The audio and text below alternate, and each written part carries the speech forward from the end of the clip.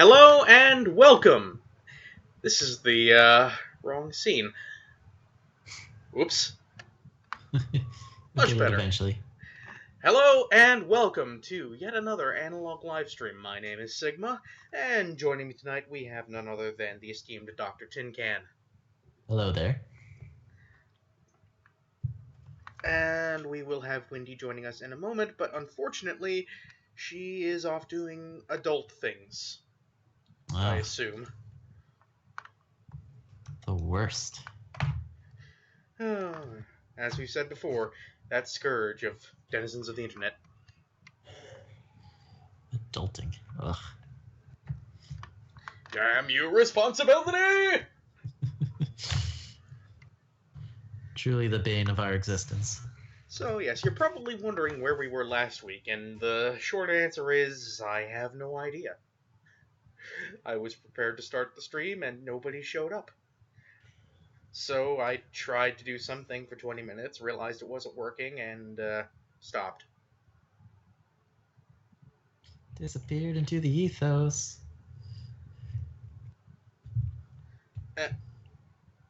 And, oh no, Slayer has decided to be philosophical tonight. What Yeah. makes you so special? The fact that you're special. But if everybody's special, that kind of waters it down. I mean, yes, but also depressing. A little bit. Well, nevertheless, here we are tonight, and we are continuing with our reading of Twilight, finally getting to Chapter 5. Speaking of depressing. Zach, you couldn't hear it, but I just used the soundboard for the first time on this show. Oh no. I did miss it. So, yes, good news is, we now have a soundboard for the stream. Bad news is, none of my co-presenters can hear it because we're using a Skype call and Skype doesn't record audio output. It is a little difficult.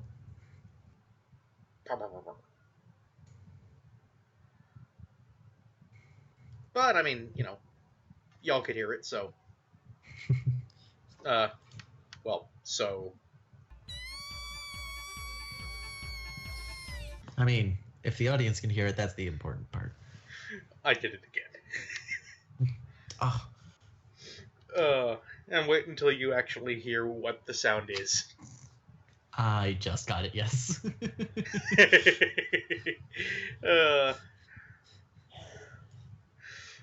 course, I do have one other little trick up my sleeve. Right now, it's a very small soundboard, but I do have one other very special little sound to go on it. Next.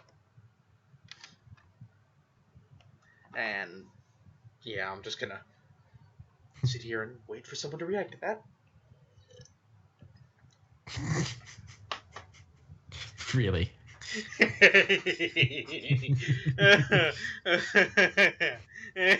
As if we don't do that enough on this show. We need a button for it. Of course we need a button for it if we do it this often. Actually, that's fair. My only complaint is that I kind of have to plan it a little bit ahead of time if I also want to put up the little image of Pro Jared, because there's no way to link the two up. At least that's true. Not yet. Not yet. I'm sure I can come up with some wizardry in the future to do that, but oh no! Sure. The innuendo counter is back! Oh, good. Because I've also got my notebook. Right? Which, I mean, 2 post-its I have placed on the back of a greeting card. It's a field guide.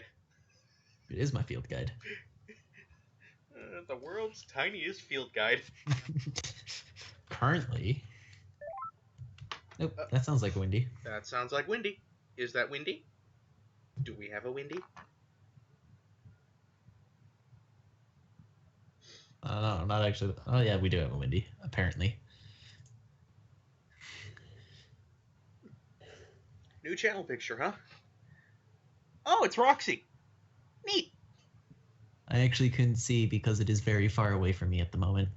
Yeah, I kind of had to lean in. I could to see tell. it's different, but like I had a feeling it was gonna be I had a feeling it was gonna be either Roxy or Koga because those are like the only two poison type gym leaders I know off the top of my head. they are, and it's frustrating. And Roxy is definitely the cuter one. You're not wrong. Small, spunky bass player. Yeah. Also, isn't like a 40-year-old ninja man. Also, not a 40-year-old ninja man. Although I do know some people who are into that.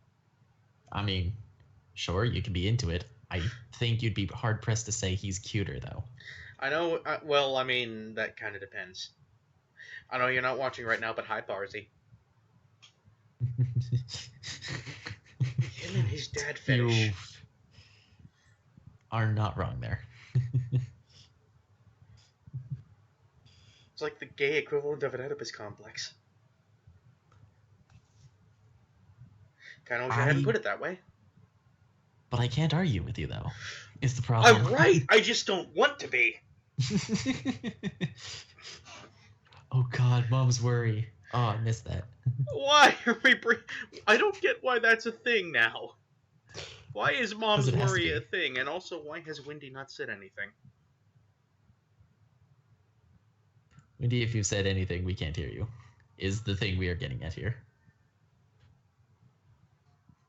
But yes. Fascinating. Mom's worry has to be a thing. Right. Well, I suppose that tonight the part of Gal Force 192 will be played by Pro Jared. Next. Oh God.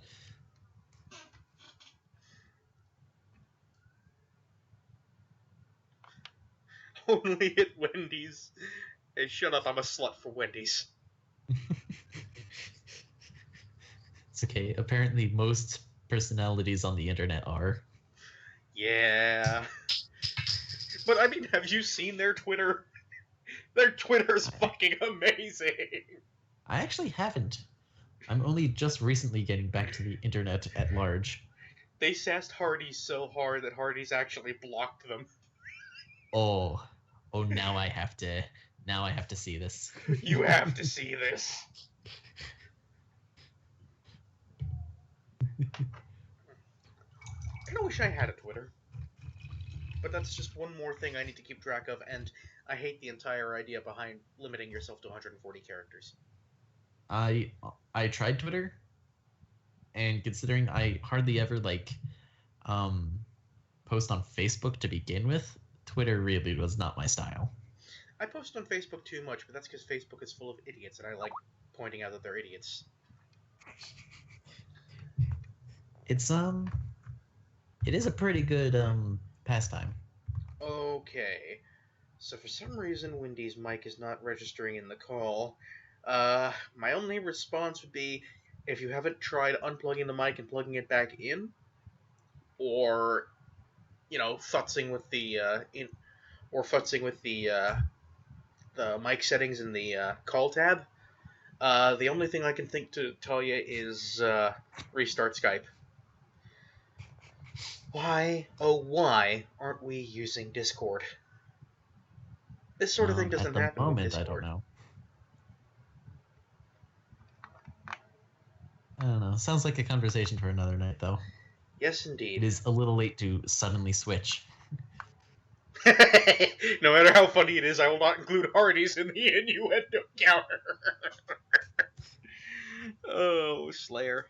As fitting as it is unfortunately not in the source material. I don't even think Hardee's goes that far out. I think it's like, once you get out to that point, it's like Carl's Jr. or something. Aren't they basically the same? Yeah, but it's like they use different names in different regions, and I don't know why. It's literally the exact same restaurant. Getting around monopoly laws? Even though they really don't hold a monopoly in the first place? Boy, don't they hold a monopoly.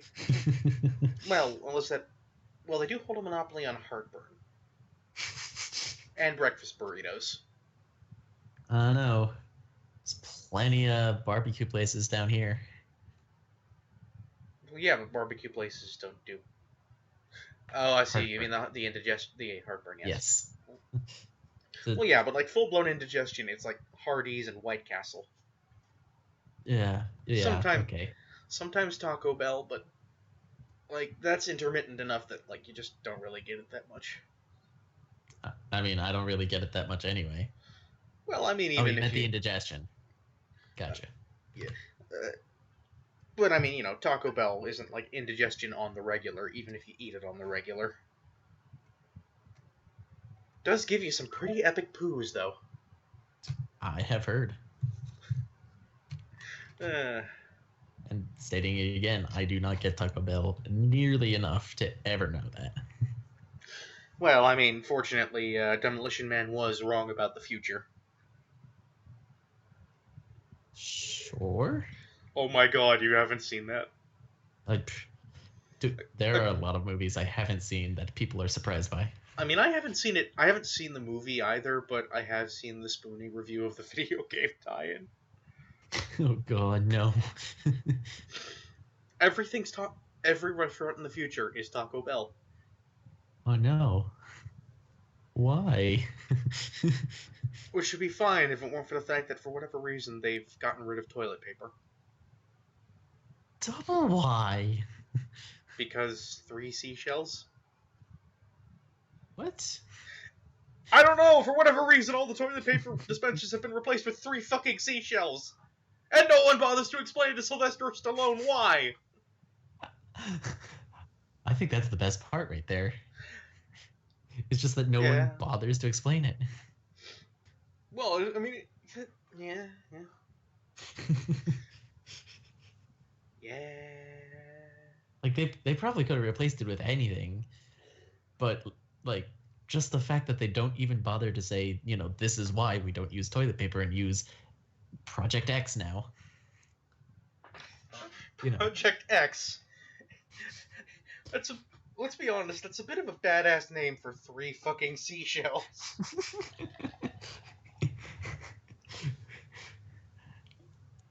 Sure. Then again, I suppose Project Shit Clams doesn't really have all that great of a ring to it. Oh god.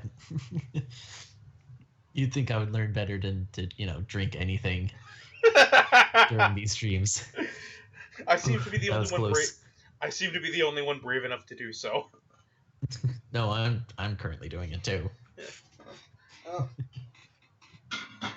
those of you who don't know, what I'm drinking is actually a mixture of 2 different drinks, that being Fanta Orange and Coke Zero. Oh. Mine is probably a lot worse for you than that. Are you I'm drinking booze? I'm not drinking ooze. Booze. I am drinking hard lemonade and Faygo. Hard lemonade and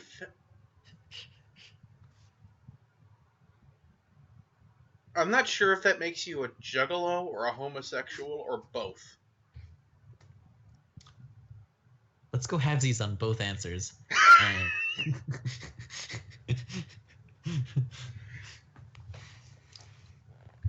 I mean, not like I can judge. I have imbibed some seriously questionable drinks over the years. It happens.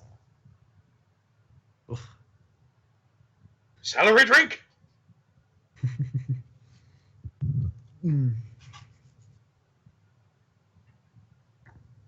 Slayer, Yeah. why? Oh god, Slayer. I'll replace my toilet paper with sea urchins. You know what? Certainly puts Project X to shame.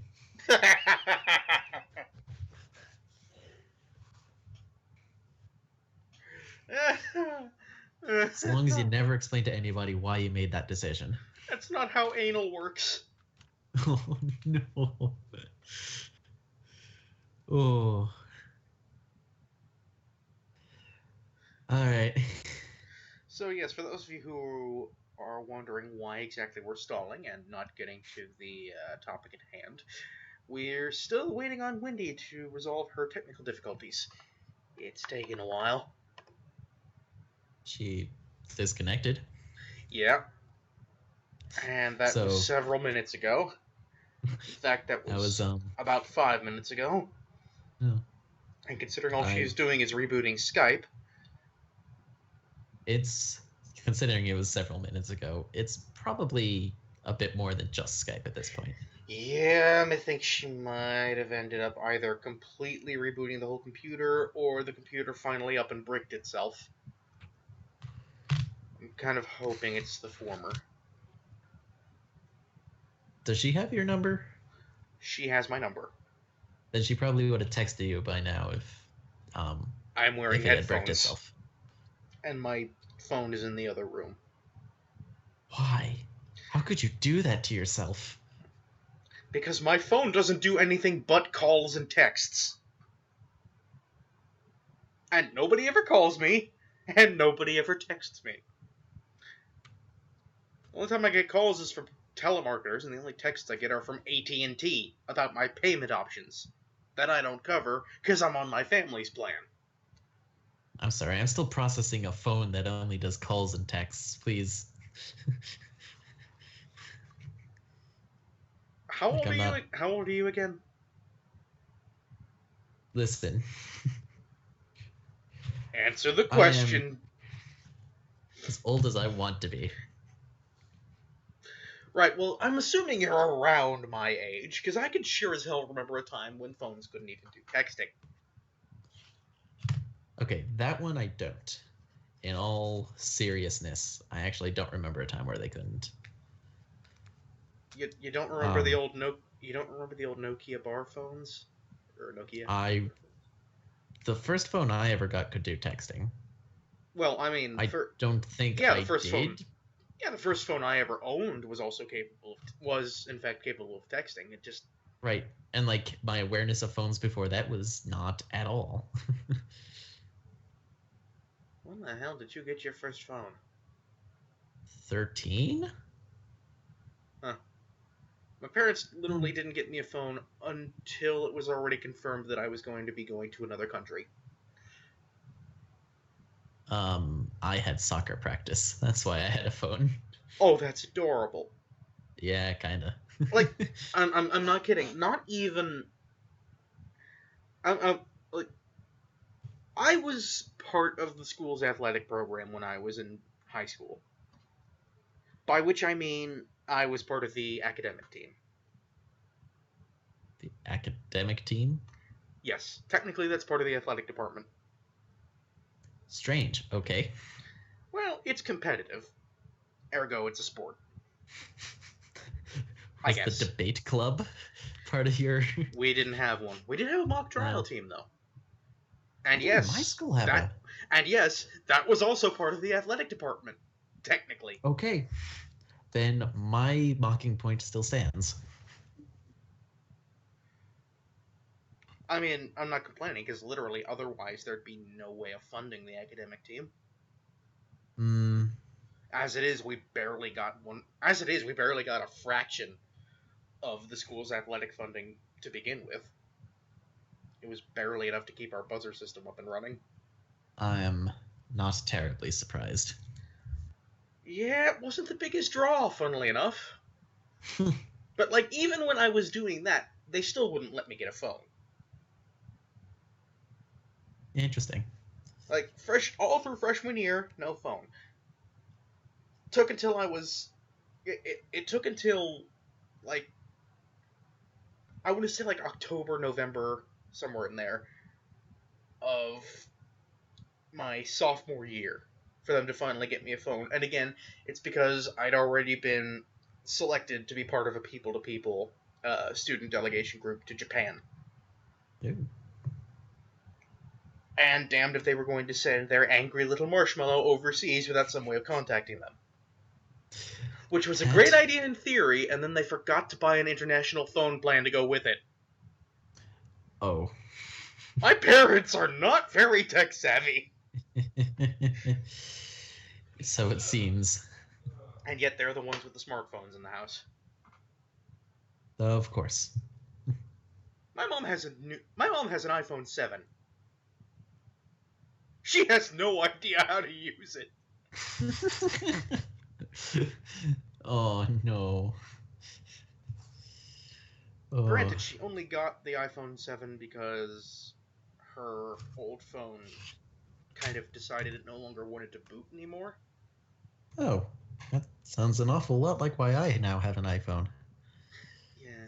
I mean, I personally would have just refused and told them to just send me a fucking Go phone until they could give me something better, but, like, Well, I really hate to Apple. be fair, this one was free, so... Well, yeah, but, I mean, when you're getting a free iPhone, you're quite literally getting what you pay for. That's true. Not gonna lie. Don't word during transportation.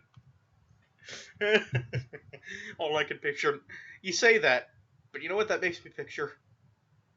That doesn't make me picture texting and driving. That makes me picture this one thing I saw that you can buy for your car that lets you mount your laptop to the steering wheel. Oh no. Someone thought that was a good idea. Someone else thought it was a good... someone's. Someone else decided to fund that. Oh, good. There are times I am worried about other people on the road. This is one of those times where I'm terrified. Welcome to my world. I've only been in 2 separate traffic accidents. Cool. I've been in 3. Well, I mean, the first one was a head-on collision, and the second one was an accident pretty much in name only. Somebody was tailgating and they bumped me when I put the brakes on. Ugh. Okay, I have not been in a head-on collision. Thank goodness. It's not fun. Don't do it. I don't Only plan reason- on it. Only reason my ribs weren't crushed is because the car I was in had a 5-star front-end crash safety rating, which is the nicest thing I can say about the 2007 Toyota Avalon, by the way. Fair enough. Well, that and the engine's pretty okay. Other than that, it drives like a waterbed, looks completely bleh. And, like, it's a front-wheel drive executive car. It should be more exciting than that. Well, it should be all-wheel drive. Oh, Sure. for crying out loud. I'm sorry, will you all excuse me for a moment? Somebody has apparently forgotten that I have a thing that I'm supposed to be doing right now. Okay. I can totally distract people for an hour.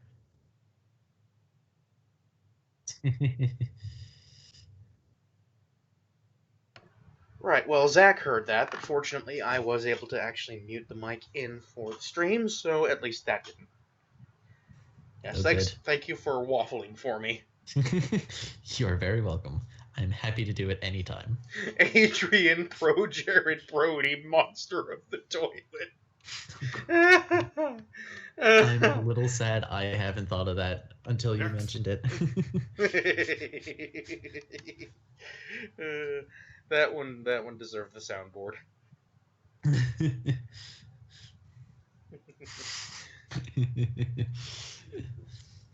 Oh yeah. Let it be said, I am a big fan of Pro Jared. Sure. It is said. It's why I use this clip, actually. I mean, yes. Because I'm sure there's somebody out there who is going to take it the wrong way and think I'm implying that he's a dick. Which, I mean, his head's kind of shaped like... Nah, he's just got an alien head.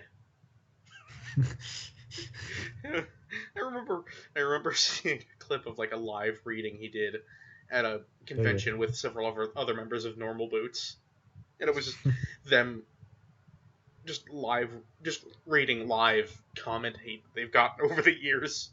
And someone actually called him something like shithead alien kid. And John just completely lost it. It's just like, from now on, I'm gonna call you alien shit kid. Oh boy. Sadly, he decided not to do that, and... Oh, Wendy? You back? Can you hear me now? Woo! Yes. Finally! Good. It took restarting my computer to get Skype to register my good mic, but at least it's working now. Yeah. Called it. Seriously, we need to switch to Discord. I don't know why we haven't already. I mean, I've got an account. Because we never seriously discuss it outside of wistfully talking about it here. Well, here's the thing. I have a Discord account. You have a Discord account. I do. Wendy can very quickly and easily set up a Discord account. No, I have a Discord account. I've Never had it mind! for like We're already there! What the fuck? well, see, I'm not even sure if, at least on my end, it has to do with Skype. I'm not even sure if it's because of Skype or if it's because of my old computer. I honestly don't know. I mean, this is a good point. Your computer is a little bit on the My older computer decrepit is side. very old. Yeah. Well, I mean, it's new enough to run Windows 7, so there's that. It is 7, But right? it's still very old. I got it in 2010. That is very impressive for a computer that was coded with hieroglyphics. Damn, son! You can tell which one of us actually kind of works with computers. Hold it. I know just enough about computers to get myself into massive trouble, which I frequently do. As is proven by the stack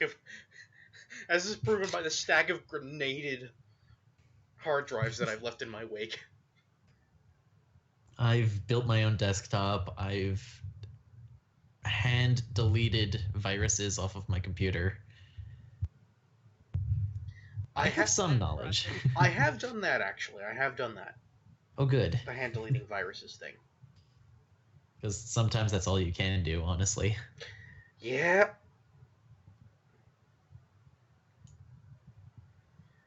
And, like, that and I've hand deleted actual, like, I've hand deleted actual Microsoft code from my computer. I don't think Which I'm I've pretty gotten sure to is that the point. only... Well, I mean, I got rid of the telemetry software. I mean, that makes sense. Which, I mean, considering it's an automatic update, and that's literally forced on anybody who gets Windows 7 or 8, like... Yeah. Yeah. And, I mean, to give you an idea of just how Machiavellian... is that really applicable here? Well, just to give you an idea of how evil Microsoft is about the whole thing. Like, they...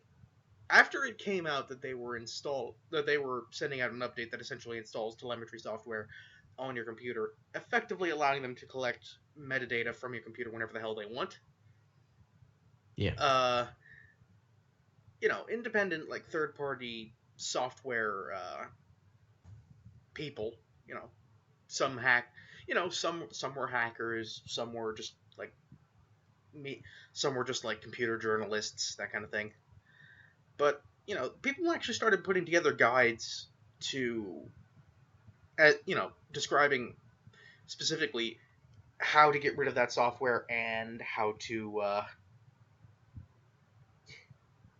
how to release Adrian Brody onto your computer screen. Thank you, Slayer. But no, how to get it off and how to keep it off. And fortunately, I was able to do that before they all got shut down by Microsoft. But yeah, they all got shut down by Microsoft. Evil! Very Just, much so. I mean, just... Next. Seriously, the fact that he got shut down by Microsoft is seriously tempting me to, when I get around to replacing my computer, it's like, given how I really don't know that much about computers and really don't care enough to actually learn that much about computers, it's like, maybe I should get them. Maybe I should replace this old computer I got with a Mac. No! Do not do that. Microsoft might be Dark Lords of the Sith, but at the very least, the hardware they produce is fixable. You can take apart a PC and put it back together with other parts you've gotten elsewhere. Hell, you don't know. I've actually scavenged parts out of some of my older laptops in order to keep this one running.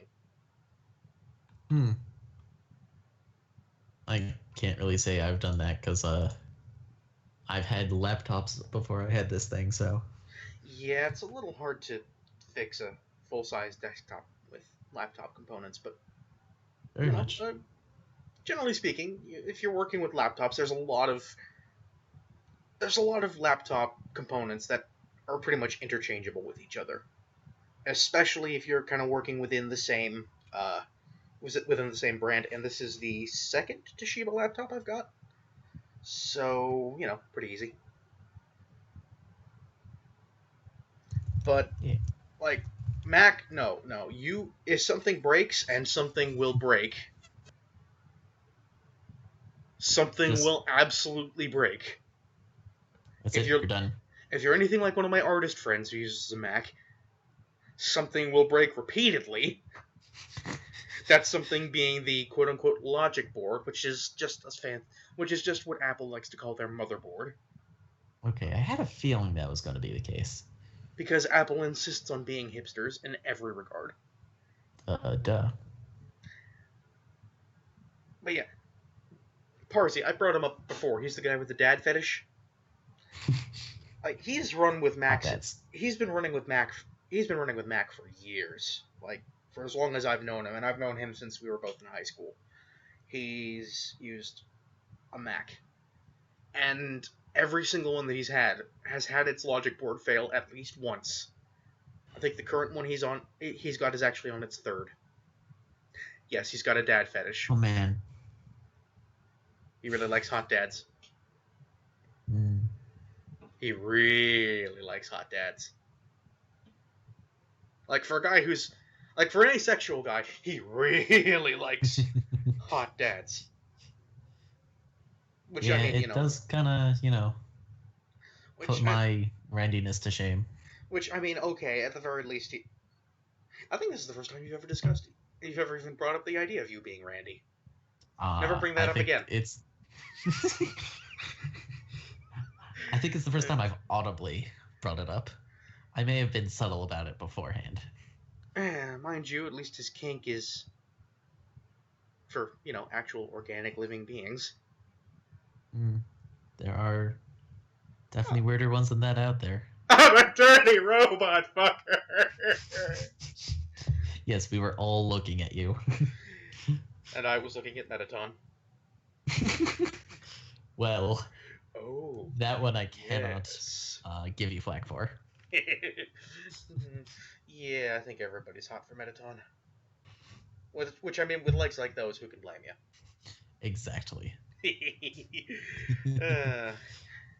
But, unfortunately, we're not here to talk about my robot fetishes. We're here to talk about Stephanie Meyer's vampire fetishes. Indeed.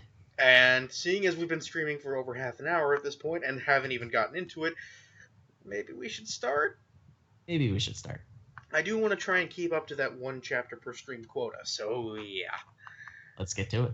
Okay, and without any further ado, we shall get into Chapter 5, Blood Type. What an imaginative name for a vampire romance novel. I made my way to English in a daze.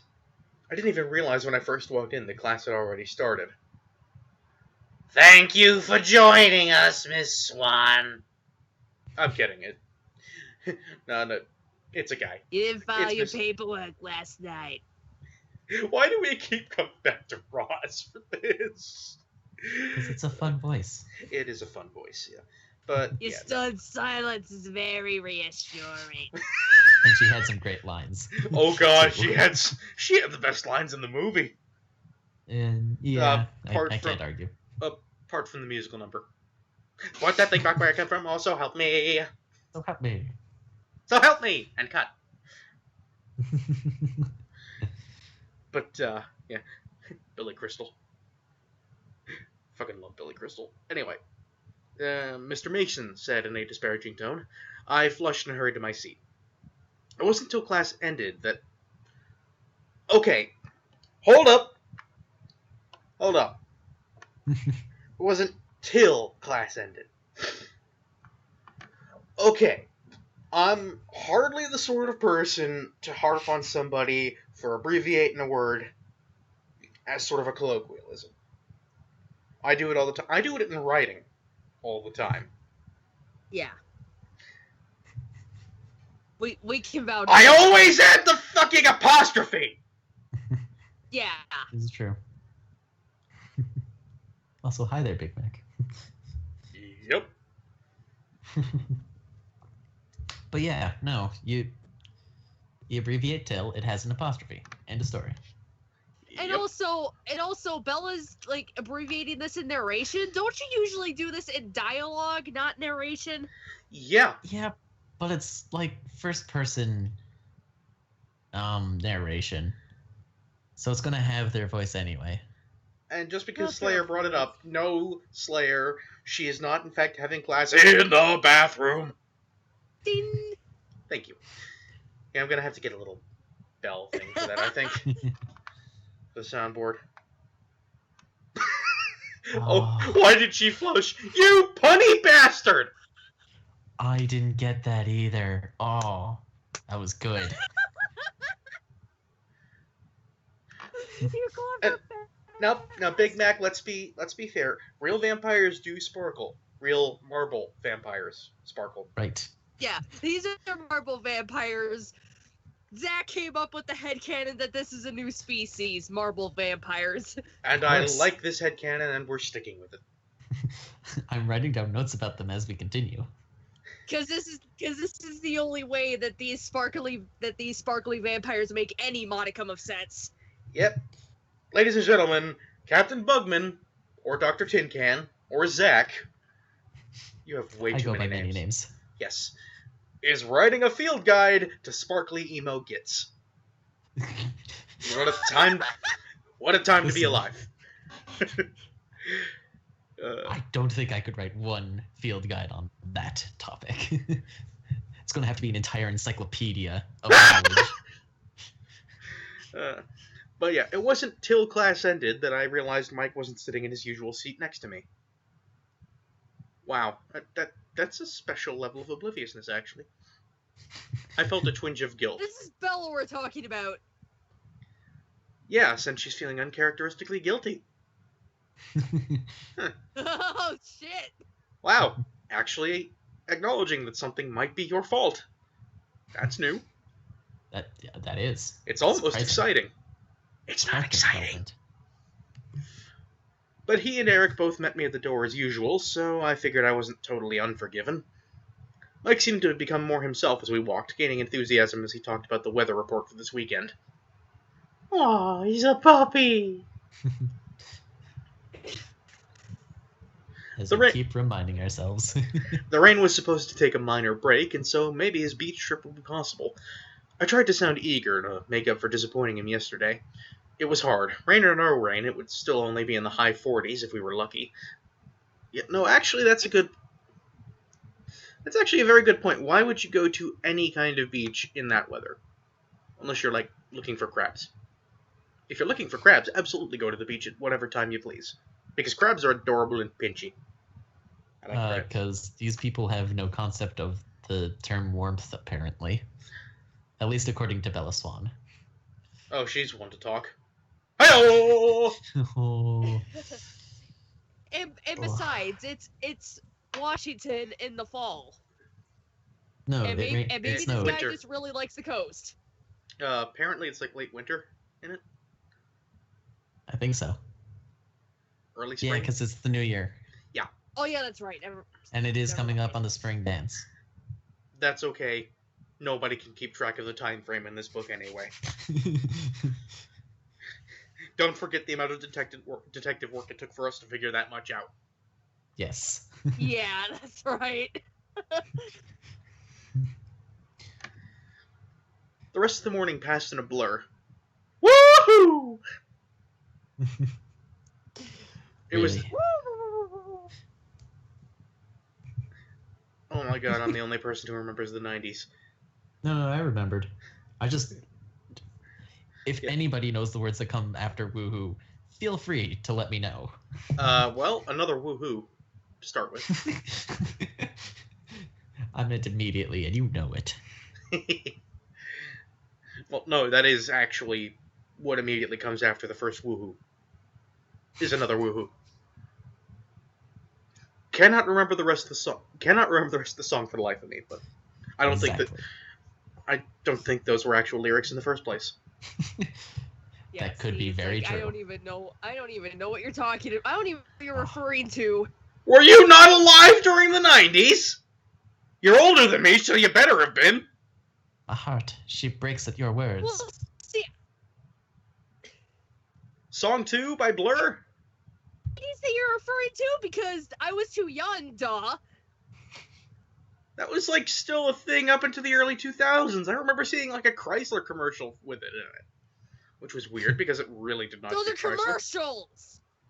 Do you think I would have commit those to memory? It's a meme!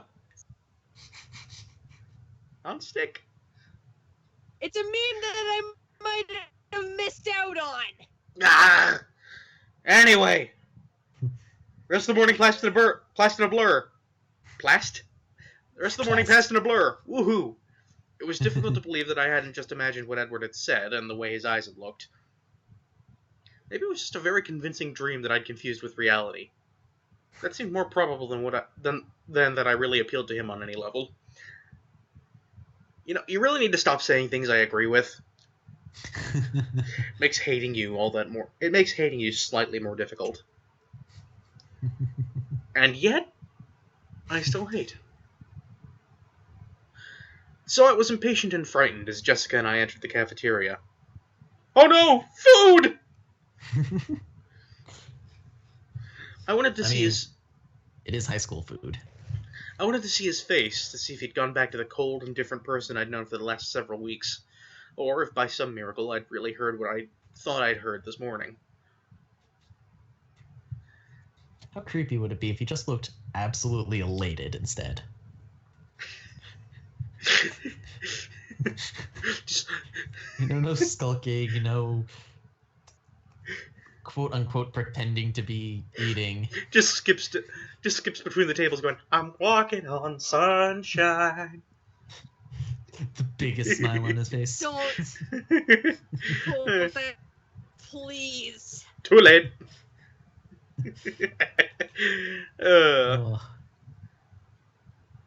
That would be scary. Would you rather I quote Queen? Don't stop me now. I'm having such a good time. Yes, I would rather. Because at least it's a song I actually like. Yeah, fair enough. Can't say I'm the biggest fan of Walking on Sunshine either. But it worked, you know. Anyway. Just means more for me. Good for you.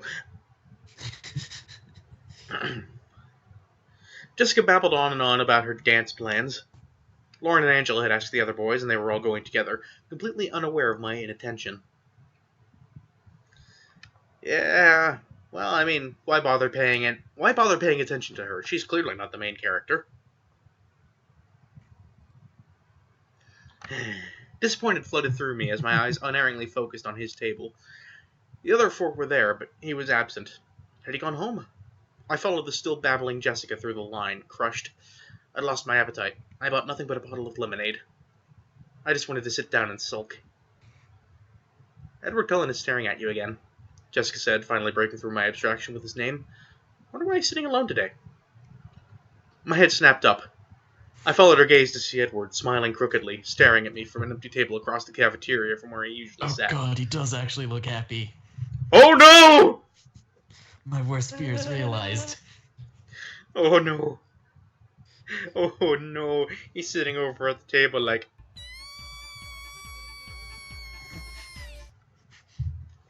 Wendy, did I mention I have a soundboard now?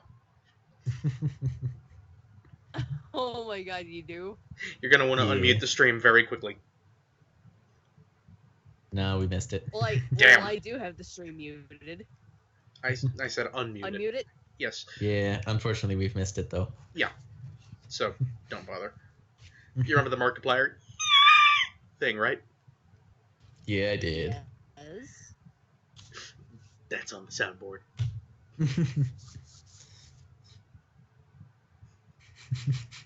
And we already know what else is on the soundboard. Yes. Next. It's everyone's favorite impression of us. My head snapped up. And whiplash. I already did that bit. Sorry, herp. Derp. Once he'd caught my eye, he raised one hand and motioned with his index finger for me to join him. That's a little creepy, actually. Yeah. As I stared in Come disbelief. here, I got a little secret for you. As I stared in disbelief, he winked. Edward, what are you doing? Edward, stop! Oh, man. This is some creepy bullshit right now. But Slayer's not wrong to include it in the innuendo index.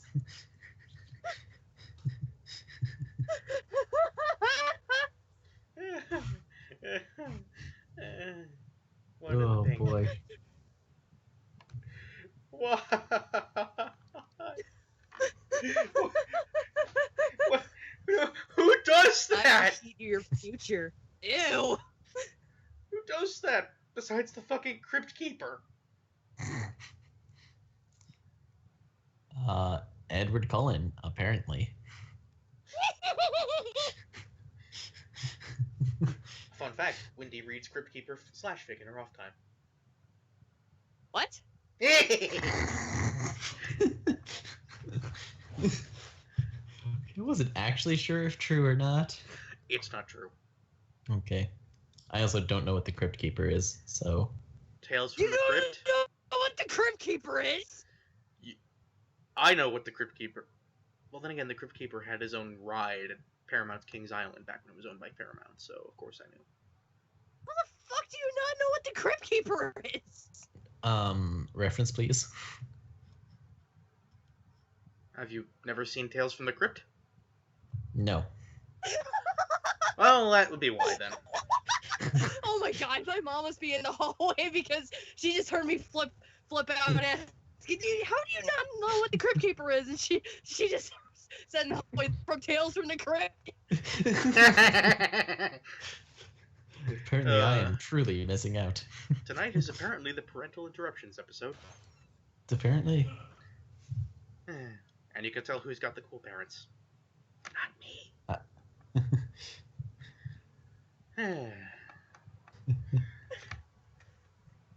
Does he mean you? Jessica asked with insulting astonishment in her voice. No, clearly he means the lunch lady. More potatoes, please.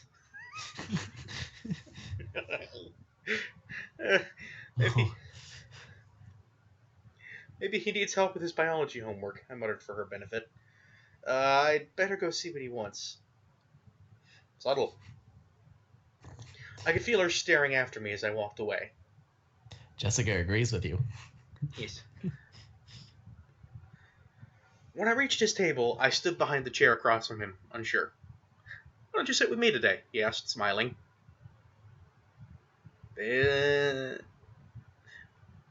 Don't sit with the vampire. Especially not when he's smiling at you. Everything about this just seems wrong. Yeah, well, he's smiling. Yeah. I sat down automatically, watching with caution. As opposed to sitting down manually? He was still smiling. It was hard to believe that someone so beautiful could be real. You have a very strange definition of beautiful. Like, I'm sorry, but this is not even the Tim Burton kind of creepy beautiful aesthetic. This is the, oh my god, he wants to eat your flesh kind of creepy. Which, I mean... Wants to suck your blood. Exactly. Probably not entirely inaccurate. Oh god, the fact that I had to bring in like the Bela Lugosi's accent makes me feel dirty because the fact that I'm Bringing in comparing Twilight and Dracula as an insult to Dracula. I mean, let's be honest. When we're talking vampires, you really do kind of have to talk about Dracula because he's the OG. You know, like but Dracula doesn't sparkle. no, because he's That a we know fucking of. man. Maybe he was the original marble vampire too. We just he- never knew. Well, no, because he was. No, wait. These guys don't burst into flames in the sunlight. Never mind. Yeah, exactly. Exactly. Also, no marble vampire would ever be badass enough to be played by the late Christopher Lee. That's true. Very true. Or Bela Lugosi. Or Bela Lugosi, yes. Anyway. Yeah, I'll give you those. Or hell, not even Frank Langella. I was afraid he might disappear in a sudden puff of smoke and I would wake up. No, that's a mutant thing. Or a genie thing. It's not a vampire thing, is what I'm trying to say here. You seem to be waiting for me to say something. This is different, I finally managed. Well, I mean, yes. Not like we've been saying the exact same thing for a page now. Well, he paused, and then the rest of the words followed in a rush. I decided as long as I was going to hell, I might as well do it thoroughly. You're a vampire. You're already there. Yeah. But, I mean, I do kind of recognize the sentiment. I can't tell you how many times, hanging out with these particular people, I've had that Steve Harvey moment of, oh my god, we're going to hell. In fact, that's happened several times in this stream. As I'm sure you've all been very much privy to at this point. Have I caused those moments? I mean... I'm sure we all have. I mean, the last thing I ever wanted to picture was a That's Randy true. Bugman. Like, you haven't heard worse when we play D&D. Also a very good point. I wish I could convince Em to let us stream the stuff we do in D&D, but she's very much against it. Which, you know, I mean, fair enough. She does get stage fright, I guess, but... Mm-hmm. Oh god, you guys are missing out on such funny shit. We stole an entire porn library one time. Yeah? Yes. And then there's the time Ifrit thought it would be a good idea to fire a bunch of dead people's heads out of a ship's cannons. I'm not even entirely sure those would fit, to be honest, but, like... Okay. Hey, it did the trick of intimidating your foes. Yay! No, wait. There we go. Wendy, you're gonna want to unmute now.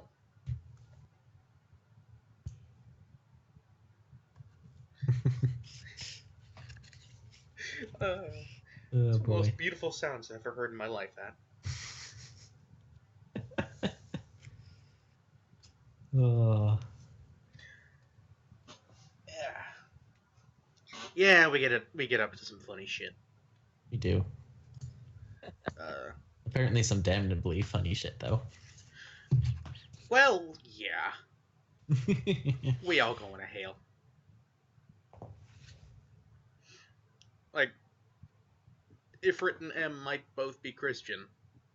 Two, very different. Two very different denominations, of course, but, both Christian. Both proudly so. Good for them, I say. But, like, oh god damn it, Slayer's back on the free food thing.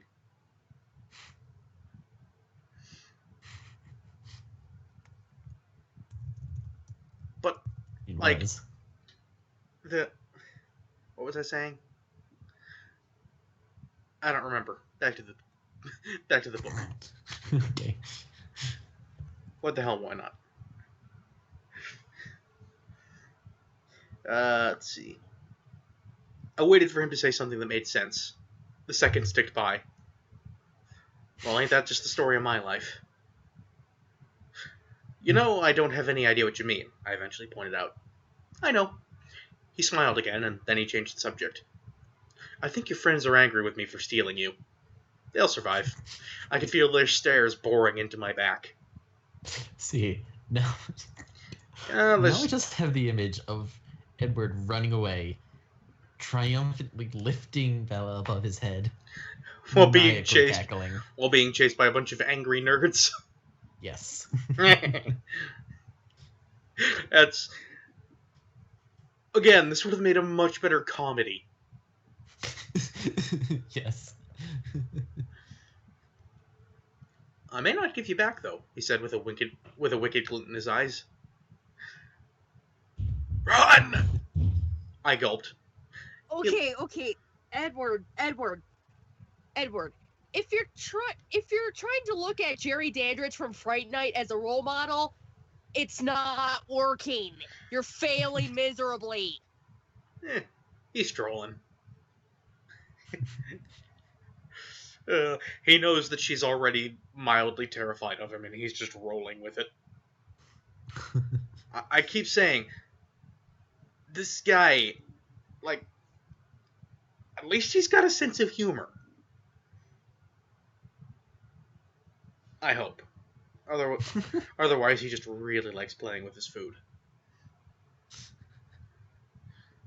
Didn't your mother ever tell you not to play with your food? Well, mine never did. I was usually too busy eating it. Mm.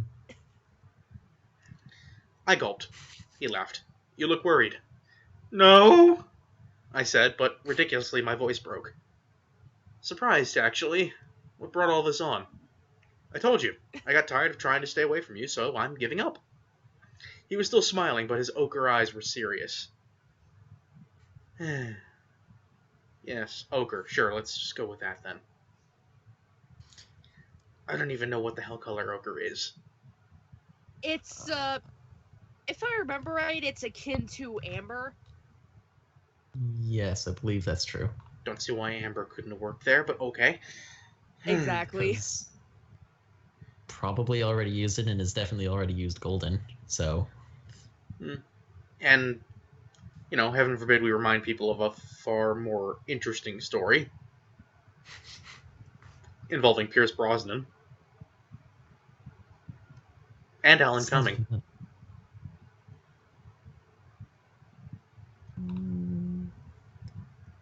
Sure? Yeah, he was the hacker. Yes, I am invincible. Ah, yes, okay. Yeah, I'd rather be watching GoldenEye right about now. Thank you, Slayer, for basically mimicking my thoughts this entire time. About, you know, the very obvious age difference when you actually think about it between Edward and Bella. Mr. Cullen, Chris Hansen, have a seat.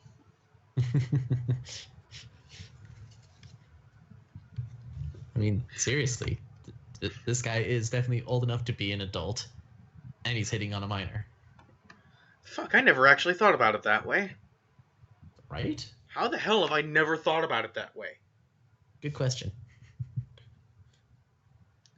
Why is this not something that comes up regularly when we discuss this shit? I don't know if y'all... Excellent question. Because I don't know if y'all noticed. Also, some dad to the sideboard, did ya? This isn't a May-December romance. This is a May-Late Cretaceous era romance. Yeah. I mean, I joked about a computer coded in hieroglyphics. This guy probably could read hieroglyphics. By comparison. I mean, why the fuck not? I mean, seriously, I joked about him, like, taking inspiration from Jerry Dandridge, but, like... but Jerry Dandridge could kick this guy's ass, because, really, Edward is really, like, just over 100 years old. Jerry Dandridge is, like, centuries old. And I've got the police's don't stand so close to me just cycling through my head. Very nice. Also, Slayer thinks you have a beautiful voice, Wendy. I'm personally inclined to say he's not wrong. Think, Anyway. Yep. Button. Button! Button! button. But on. Who got the button? I got the button. Giving up? Giving up? I repeated in confusion. Yes, giving up trying to be good. I'm just going to do what I want now and let the chips fall where they may. Ooh, edgy. Bit into her neck. Novel over. Yes. His smile faded as he explained, and a hard edge crept into his voice. You lost me again. The breathtaking crooked smile reappeared. I always say too much when I'm talking to you. That's one of the problems. Don't worry, I don't understand any of it, I said wryly. I mean... Again, you keep saying things I can't disagree with, and it's kind of annoying because I want to hate you. You saying that to Bella or the hashtags that Slayer is spouting right now? Yes.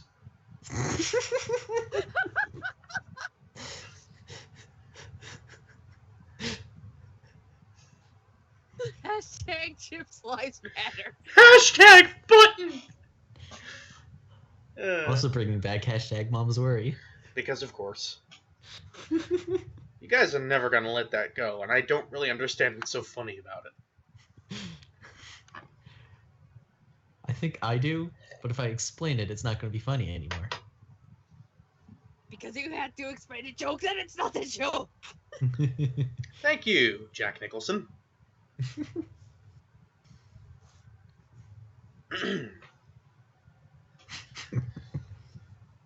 I'm counting on that. So, in plain English, are we friends now? Friends, he mused, dubious. It's a very Zack kind of thing to do, actually. Kinda. Or not, I muttered. He grinned. Well, we can try, I suppose. But I'm warning you now that I'm not a good friend for you. Behind his smile, the warning was real. I'm dangerous. But I love you. Good. But I'm dangerous. And, yeah. I think we all know at this point that that's kind of the... That's basically just... That's the series. I'm dangerous. I love you. Rinse, repeat. I really love you, Bella, but I'm still dangerous. Yes. You say that a lot, I noted, trying to ignore the sudden trembling in my stomach and keep my voice even. Yeah. Yeah, he does. Yeah, he does. Yes, because you're not listening to me. I'm still waiting for you to believe it. If you're smart, you'll avoid me. Okay, 1, edgelord. 2, edgelord's got a point. Like, yes. I'm sorry, but the entire crux of this book is the classic, but I can fix him mentality that, God, way too many romance series tend to have. See, it's like, see, at first I thought he was like trying and failing to look up to Jerry Dandridge as a role model. Now he's not even trying. Like, no. I'm just saying, this motherfucker, if you know you're bad for her, and you're not a shithead, just stay away. Yeah, exactly. Why are you even bothering to talk to her? Like, if nothing else, try and make yourself, you can always just, like, try and make yourself less appealing to her, act more openly hostile, be, more... act more openly hostile, initiate contact less, maybe make yourself smell horrible by eating a whole bunch of garlic. Oh, no, wait. That would work. Vampires. Well, then again, I suppose. Or here's an idea. Why are you and your quote unquote siblings making yourself out to look like high school students to begin with? Especially when several of you don't look like high school students!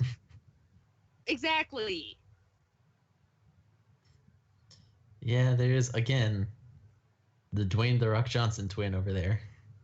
And don't say it's because you want to socialize, because all you guys do is sit at the same table and stare off into space. And don't say it's for the education. You're 100-odd years old. You've learned this shit already. Edward Cullen at the very has least you could step up and go to college. Edward Cullen has Because demonstrated I made that he this has already because you can at least change your major. Yeah, just collect all of the majors. Edward All has of them. Edward has definitely demonstrated that he has memorized the curriculum. Yeah. Even. Like, seriously, do something different. They have literally Edward Cullen a zero job. reason to be at this fucking high school. They already fail at blending in. They might as well just be homeschooled at that point, so just nobody even realizes they exist. And at that point, why bother with the schooling? They're, again, really old. Yeah. Probably. It actually hasn't really come up that he's even a vampire yet, so we don't actually know his age yet. It has, except it has already come up, because that's on the back of the book! Listen, it hasn't come up in the story, so it hasn't come up that he might be really freaking old. So we don't know his age. Except we all know his age. We all know it's old. I just want to know how old. I'm not bothering to even try and pretend that this is a spoiler-free reading. Oh goodness, no. This shit's been around long enough that we all know how it ends. Yeah. More or less. And it ends with the most unfortunately named baby in the universe. And I've seen enough videos about Twilight that I'm not, like I said, I'm not even trying to hide his actual age. I've mentioned that he's over 100 years old. Yeah. Oh, okay. I forgot about that part. Good to know. Yeah. He is literally old enough to remember when cholera was a thing. That's a great way of putting it. He is so old that he's so old that he has no internal monologue. He just has still images of text with ragtime music playing in the background. Oh man. I did not expect you to go silent movie right there. He's so... Hashtag get Edward Cullen a job. Get a job. Sha-la-la-la-la, sha-la-la-la-la. I am entirely okay with shouting "get a job" at vampires. Get a job, you bum. Well, hi, Dr. Terawatt.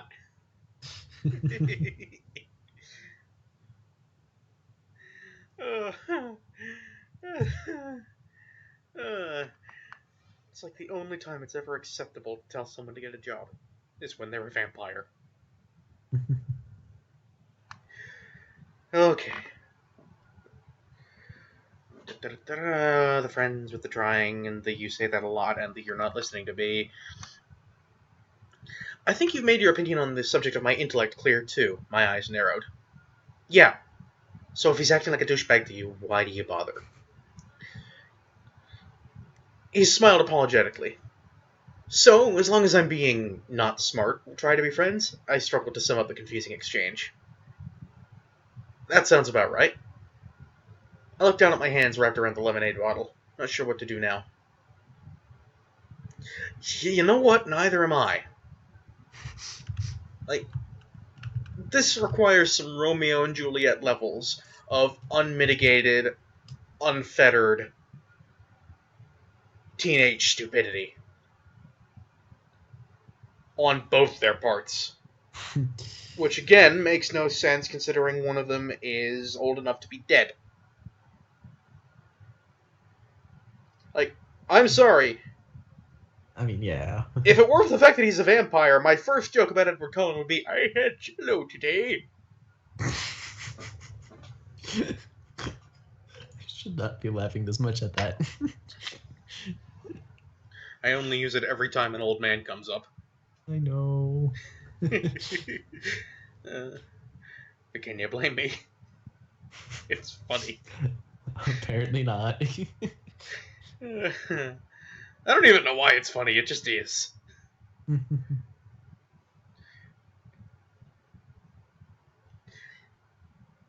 I looked up into his deep... Herp. What are you thinking? He asked curiously. What, like you couldn't tell? I looked up into his deep gold eyes, became befuddled, and, as usual, blurted out the truth. I'm trying to figure out what you are. His jaw tightened, but he kept his smile in place with some effort. Which, of course, now I can... Yeah, I think we all know exactly the kind of smile I'm picturing. Just... Oh, is that so? How nice. Are you having any luck with that? He asked in an offhand tone. Not too much, I admitted. He chuckled. What are your theories? I blushed. I had been vacillating during the last month between Bruce Wayne and Peter Parker. What? Bruce Wayne doesn't have superpowers, you get!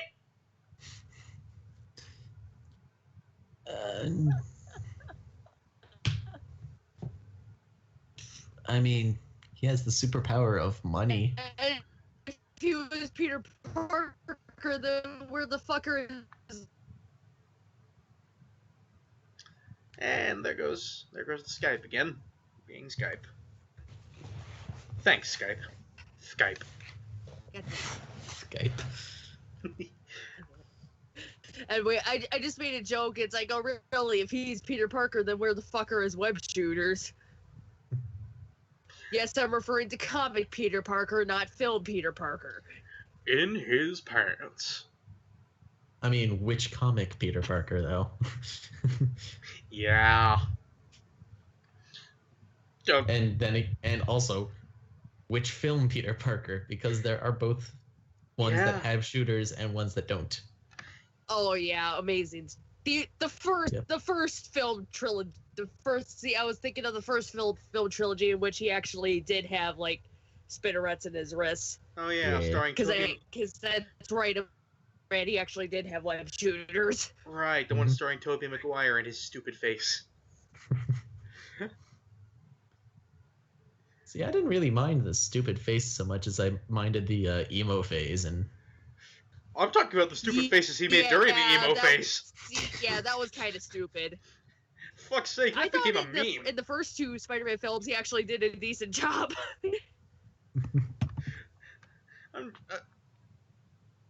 I'm just saying. Yes. Just hold on. I'm listening. I know, but this requires a Google search. Oh no. Ah. The gasp. The most terrifying of responses. An informed one. Well, I wouldn't really call it informed so much as I call it... Knowledgeable, fine. This is Peter... This is Edward Cullen. Oh boy.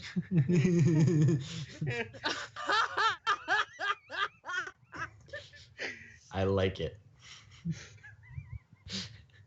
I can't stop laughing. Every time I look at the face, it gets funnier.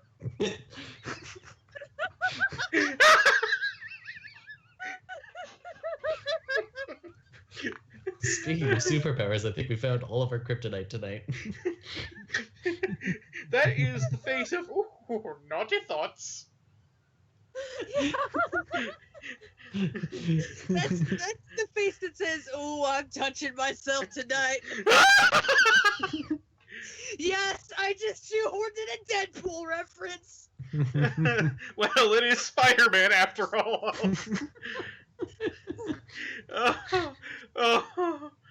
Oh my god. I can't breathe. Oh boy.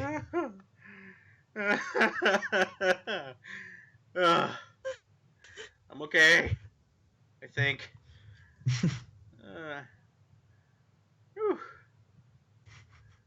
Well, that certainly happened. Oh yes.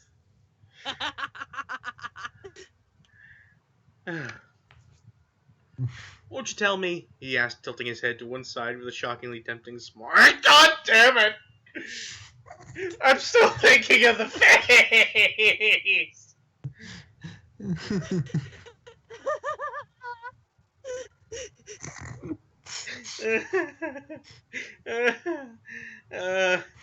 I shook my head.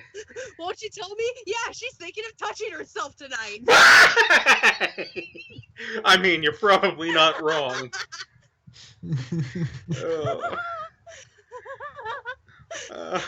I'm half. Yeah, see, now that they should fit in the Deadpool reference, it's gonna keep happening. Oh God, I'm half tempted to just. I'm half tempted to just end the stream with that still image over "I touch myself." Oh no. But then I'd get a copyright strike. Because you know I would. Yeah, probably. Anyway. I shook my head. Too embarrassing. That's really frustrating, you know. I mean... She basically just admitted it. Yep. Oh my God. That's really frustrating, you know, he complained. No, I disagreed quickly, my eyes narrowing. I can't imagine why that would be frustrating at all. Just because someone refuses to tell you why they're what they're thinking, even if all the while they're making cryptic little remarks specifically designed to keep you up at night wondering what they could possibly mean. No, now why would that be frustrating? God damn it, stop being likable! That was some of the most beautiful sarcasm I've seen in a good while. That was actually a reasonably decent reason you suck speech. Like, good job! That's actually not half bad. It's a shame that despite the fact that you apparently have some level of wit to you, you still keep being stupid!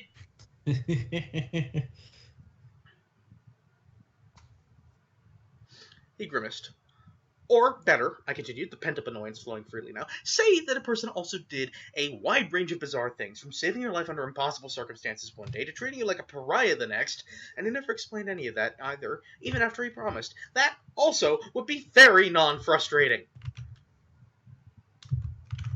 You've got a bit of a temper, don't you?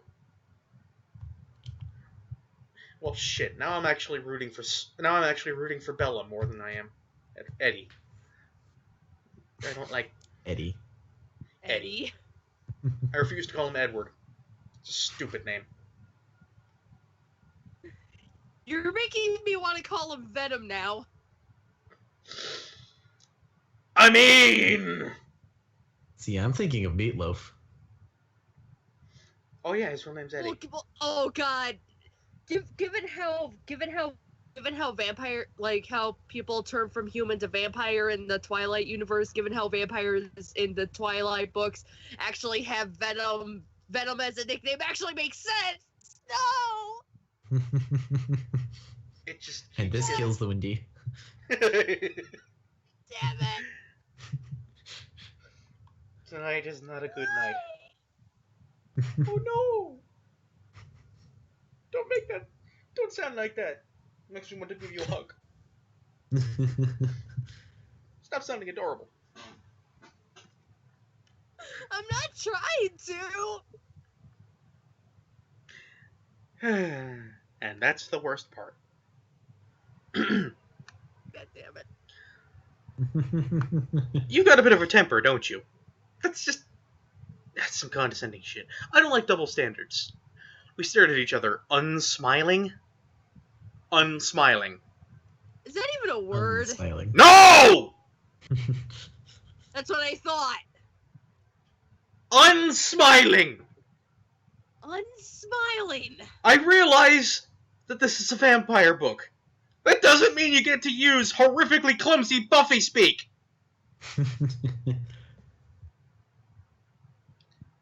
God, what I wouldn't do for Buffy to appear in this. Certainly make things much shorter. He glanced over my shoulder, and then, unexpectedly, he snickered. What? Your boyfriend seems to think I'm being unpleasant to you. He's debating whether or not to come break up our fight. He snickered again. I don't know who you're talking about, I said frostily, but I'm sure you're wrong anyway. I'm not. I told you, most people are easy to read. Except me, of course. Yes, except for you. His mood shifted suddenly. His eyes turned brooding. I wonder why that is. Duh, it's because she's the protagonist. Yeah. That's one thing I actually really don't get about this, actually. Now that we're talking about it, is why the hell is this pasty, uppity bratling so special that you can't read her mind when you can read literally everyone else's? Genetic mutation. Yeah, see, at least the Sookie Stackhouse novel, at least the Sookie Stackhouse. I mean, it's been a while since I've read any of them, but at least they tried to just, at least other novels like the Sookie Stackhouse novels and other novels like the Sookie Stackhouse novels, at least when you had vampires that could read minds, and you had people like Sookie Stackhouse who were telepaths, when you had vampires who could also read minds, when they couldn't read the minds of people like Sookie Stackhouse, it was because they were telepaths. And If I remember correctly, at least I think that's how they justified it. I mean, I'd have to look that up. It's been a while since I've read any of those books. I mean, it makes sense. If you have the ability to effectively infiltrate other people's minds, then theoretically you would also have the ability to erect defenses against the same. Theoretically, it would explain how that person would have a sort of psychic shield to prevent their own mind from being read. By the way, let's talk about that, actually, because that doesn't... Let's talk a little bit more about the whole mind reading thing, because you find out later, out of this weird little brood of vampire meerkats, Edward is the only one who actually has the ability to read minds. Others have different abilities. I can't remember any of them, because, I mean, that would kind of require me having prior experience with this shit. The only one I remember off the top of my head... The only other vampire's ability I remember off the top of my head is future, but it's funny that that's her ability, because she seems to only go as far as it's convenient for the plot. Well, yeah, otherwise she'd get a headache. You never give a character in your book the ability to see the future. At the very least, not unfettered. More to the point, though. No vampire has these abilities. Vampires generally do not have this kind of ability. Like, there's scattered examples of them being telepathic. I'll give you that much. Seeing into the future, a bit less so. And, again, if it was a vampire thing, why is it that only, out of the 4 of them, only one actually does that? Vampiric genetic mutation. I'd rather be reading the X-Men right now.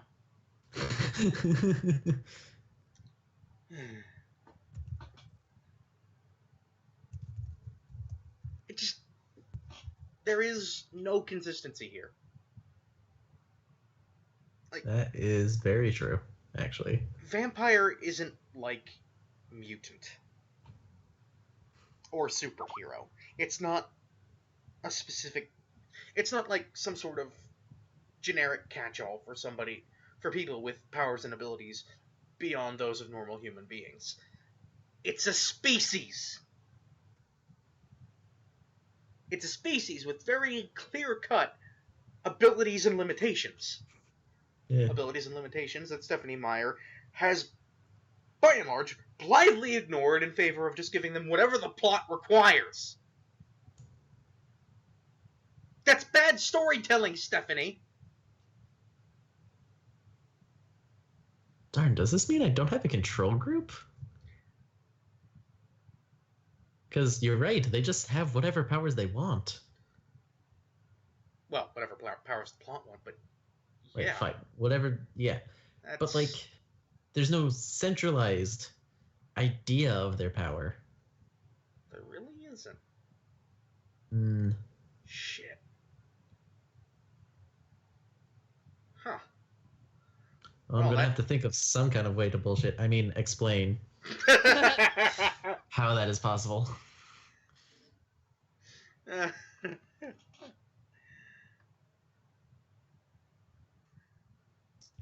Okay. Also, apparently unsmiling is a word. Sure. Huh. Now, this is what I hate about the English language. Listen. It's one of the reasons why Shakespeare is so widely regarded. It's also one of the reasons why Shakespeare sucks. Elbow, Will? What the hell is that? It's the bendy bit!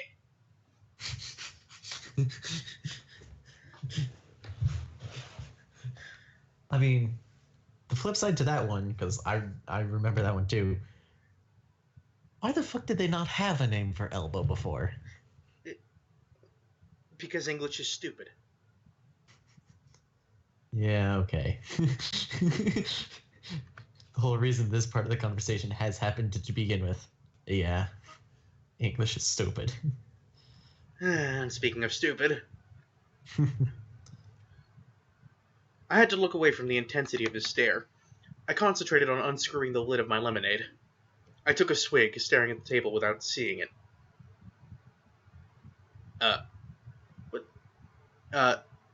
So, head tilt up for swig, but down, staring down at table. Are you a chameleon? Or a snail? Or a crab? Do you have eye stalks? Do you have eye stalks, Isabella Swan? Because that's the only way you could do that! Am I gonna have to start a separate set of post-it notes for Bella Swan? Please don't. See you later, Slayer. Oh. Later, dude. See ya.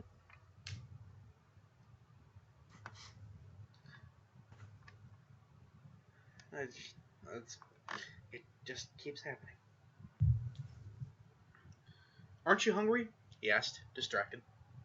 No. I didn't feel like mentioning that my stomach was already full of butterflies. So you are a chameleon. I knew it! You? I looked at the empty table in front of him. No, I'm not hungry. I didn't understand his expression. It looked like he was enjoying some private joke. Ha ha ha ha! Because he's a vampire, guys. Ha! Friendly reminder that when I was in high school, I also... Yeah, I do not drink wine. You know, when you put it that way, actually, the Bela Lugosi line wasn't particularly subtle either. But then Bela Lugosi's Dracula was not a subtle person. God damn it, I had to Dracula again. Well, I mean, at least that's the fun vampire. It's Yeah. true. I fucking love Dracula, because, like, literally every iteration of Dracula is a complete bastard and loving every second of it.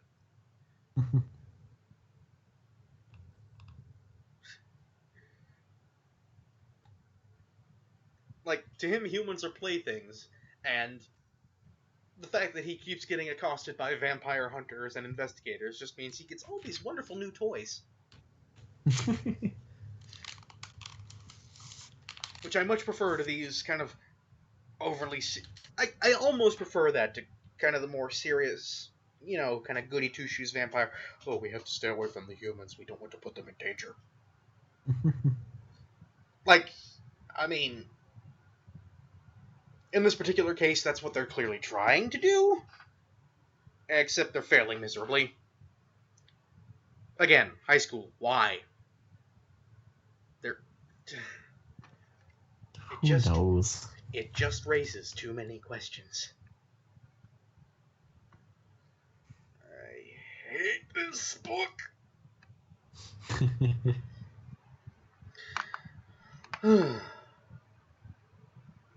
Can you do me a favor? I asked after a second of hesitation. He was suddenly wary. That depends on what you want. It's not much, I assured him.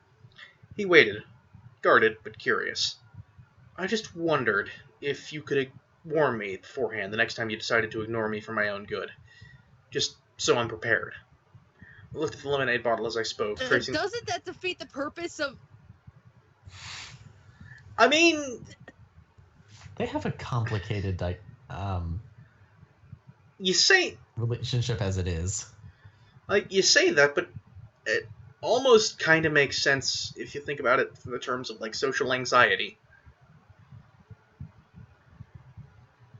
No, wait, no, it doesn't. I tried. I failed. Yeah, so you see what I mean? So you see what I mean when I say doesn't that defeat the purpose of him ignoring her? I mean, like, kinda, yeah. Especially since she's inevitably gonna be like, but why, though?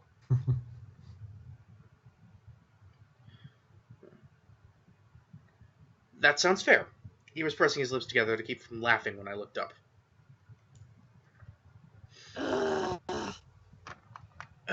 This smug fucking bastard. Thanks. Then can I have one answer in return? He demanded. One. Tell me one theory. Whoops. Whoops! Whoops! Not that one. You didn't qualify, you just promised one answer, he reminded me. And you've broken promises yourself, I reminded him back. Just one theory, I won't laugh. Yes, you will. I was positive. I was positive about that. I mean, He looked he's down. in super smug mode right now. He looked down, and then glanced back up at me through his long black lashes, his ochre eyes. Let's see, she's not all that, averse to using the same word twice. And again, Amber would have been fine. His ochre eyes scorching. Please, he breathed, leaning toward me. I'm sorry, all I can picture is him doing like a puppy dog pout. Please tell me. Please. I won't tell anybody. I blinked, my mind going blank. Holy crow, how did he do that? Holy crow, how old are you? Holy crow. Wow. Yeah. What? I asked, dazed. Please tell me just one window theory? That's payback for my... Yes. His eyes still smoldered at me. Well. Bitten by a radioactive spider? Was he a hypnotist too, or was I just a hopeless pushover? Okay, fair enough, that's an actual established vampire thing. They are kind of hypnotic. He's cool. That's not very creative, he scoffed.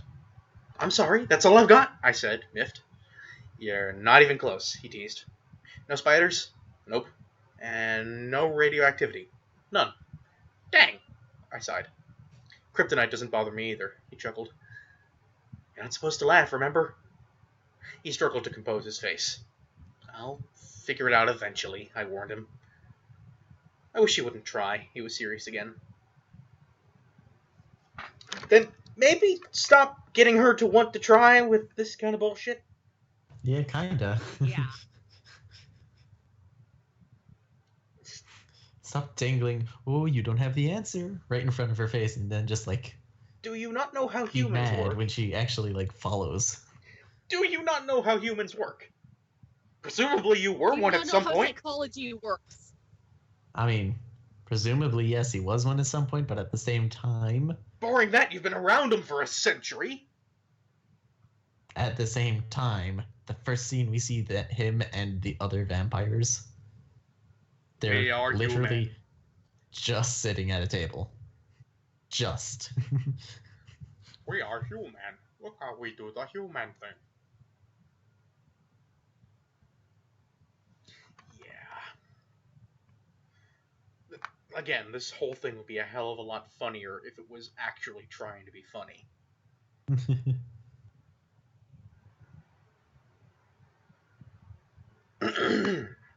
Because, what if I'm not a superhero?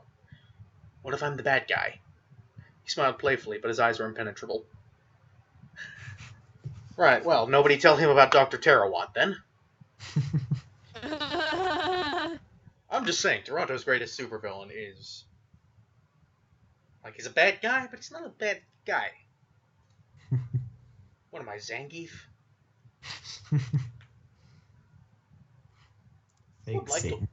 Would like to be able to crush people's heads between thighs like Robin's eggs. Not as big a fan of the red underwear, though. Already have hairy chest rug, though. Yeah, but beard's sketchy. It's Wreck-It Ralph. Or Street Fighter. Or Street Fighter. Little both, really. Well, I mean, it's the same character. Oh, yeah, but the original reference was his cameo in. Yeah. Zangief. Zangief.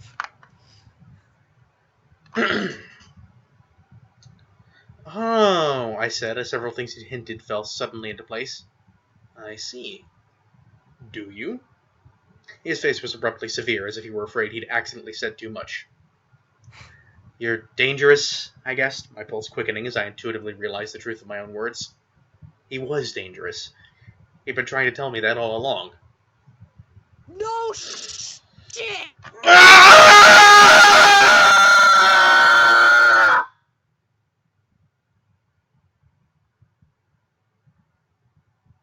Guys, are you saying anything? I think my headphones broke. I think it's possible there was a loud, kind of shrieking kind of sound right before they broke. There was. Is this what it feels like to be Vegeta? I think this is what it feels like to be Vegeta. Just like that. A miracle has restored my headphones.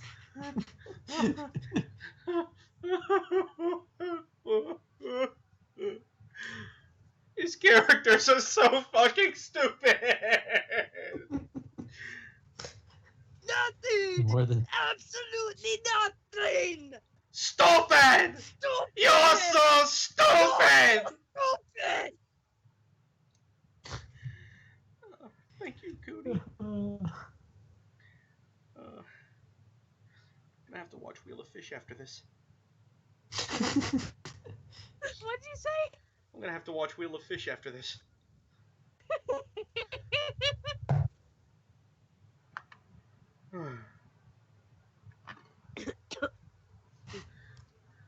Okay. He just looked at me, eyes full of some emotion I couldn't comprehend. I'm pretty sure that emotion is... Ah! I'm not gonna ruin everybody's audio equipment again tonight. Hopefully. Like, I make no promises, but I'll at least make an effort.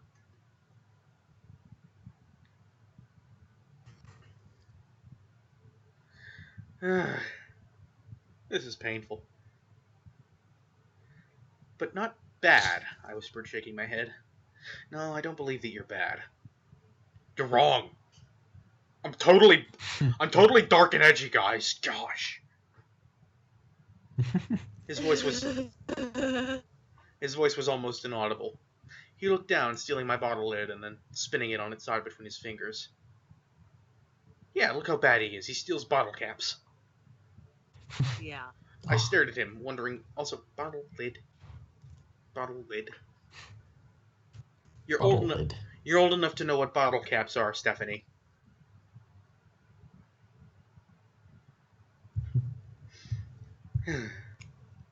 I stared at him, wondering why I didn't feel afraid. 'Cause it's hard to be afraid of a broody edgelord. Like... Yeah, kinda. I just want to be serious for a second. This is why I can't take villains like Sephiroth seriously.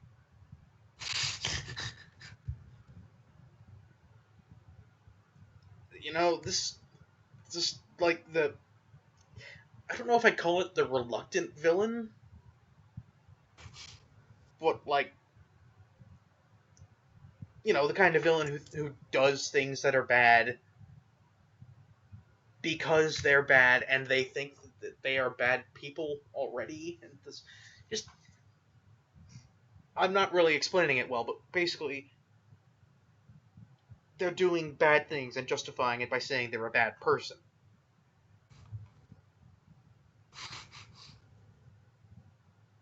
As if, because they're a bad person, they do bad things. When in reality, let's be honest, you become a bad person by doing bad things, not the other way around. Yes. Like, I'm a big believer in the idea that everybody's the hero of their own story.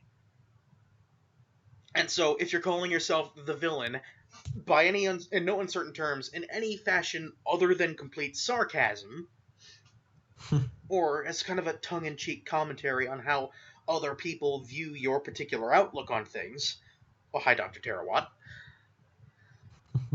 you're doing it wrong. Like, that's, like, there are two kinds, I have two specific reactions to evil speeches. One is to listen, just completely amused, to the whole thing from start to finish. And the other is to punch whoever's saying it in the face.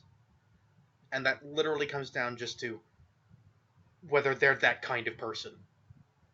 Whether they're that kind of villain. Because I fucking hate the broody villains. I hate looking at them, I hate listening to them, I hate suffering them to any degree whatsoever, and I suppose that's arguably what makes them... And it's not even a love-to-hate level of villain, so it's not even what makes them a good villain. It's literally just, please shut up and die already. This isn't fun.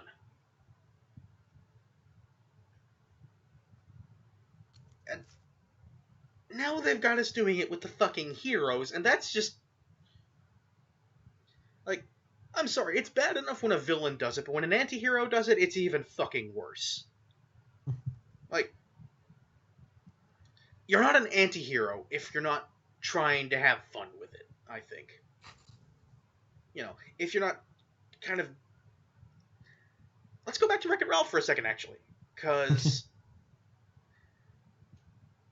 the big theme throughout the movie is kind of the sort of Villains Anonymous thing they do. The sort of Villains Anonymous credo they say at the start of the film. I'm bad, and that's good. I will never be good, and that's not bad. Which, for a second, it kind of sounds like the sort of edgelord way of thinking. But the key here is, there's nobody I'd rather be than me. Like, that is what a villain is supposed to be. They're not a villain because they think they're wrong. They're a villain because they think they're right, they're in the right, and they're doing what they're doing because that is what they feel is a necessary thing to do. Not because they think it'll make them look bad in other people's eyes. It's because they don't give a shit how they look in other people's eyes. Pretty much. And then we've got this fucking kid over here like, no, I'm dangerous. I'm bad. No, you're just an emo, whiny git. Go listen to My Chemical Romance and slit your wrists. I'm bad, man. With sincerest apologies to anybody who actually does struggle with self-harm.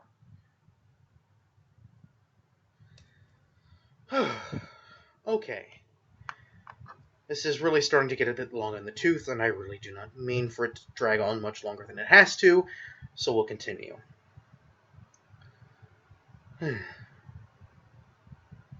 He meant what he was saying, that was obvious. Ugh. But I just felt anxious, on edge, and more than anything else, fascinated. Same way I always felt when I was near him. Evolution was not very kind to you, was it? Because, see, most species, usually, after a long enough period of existence, develop a fight or flight mechanism as a method of sort of avoiding danger.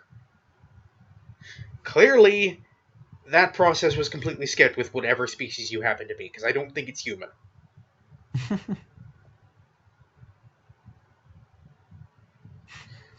And if it is, I have sincere concerns about biological regression in our species. Say, once again, totally start up another page for her. Oh god. It's almost looking necessary at this point. The silence lasted until I noticed the cafeteria was almost empty. I jumped to my feet. We're going to be late. I'm not going to class today, he said, twirling the lid so fast it was just a blur. Because I'm bad. Just Really now I'm just bad. picturing him running out of the school just shouting, "Breaking the law! Breaking the law!"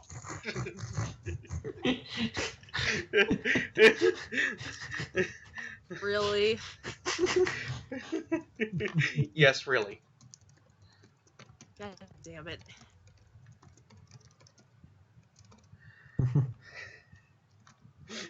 Now that's the title. I regret everything.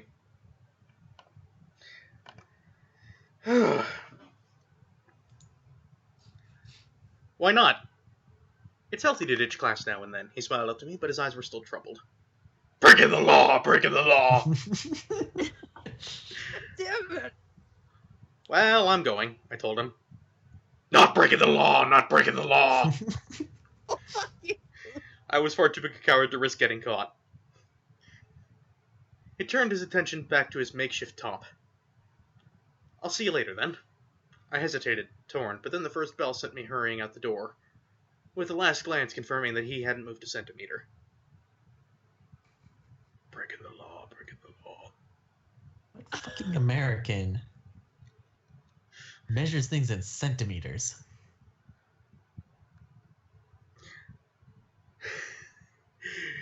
Breaking the American standard of measurement, breaking the American standard of measurement. What? Oh.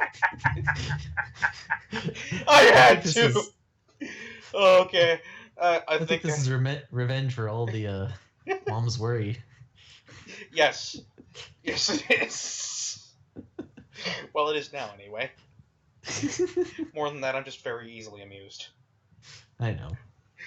As I half ran to class, my head was spinning faster than the bottle cap.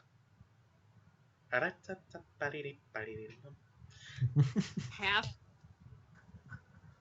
Oh, now it's a cap. Yeah, How do you half run? Isn't that called a jog? In class? What? She's going to class. yeah. What? She's the one who's not skipping class. Right. She's also the one who has no class, but details. So few questions had been answered in comparison to how many new questions had been raised.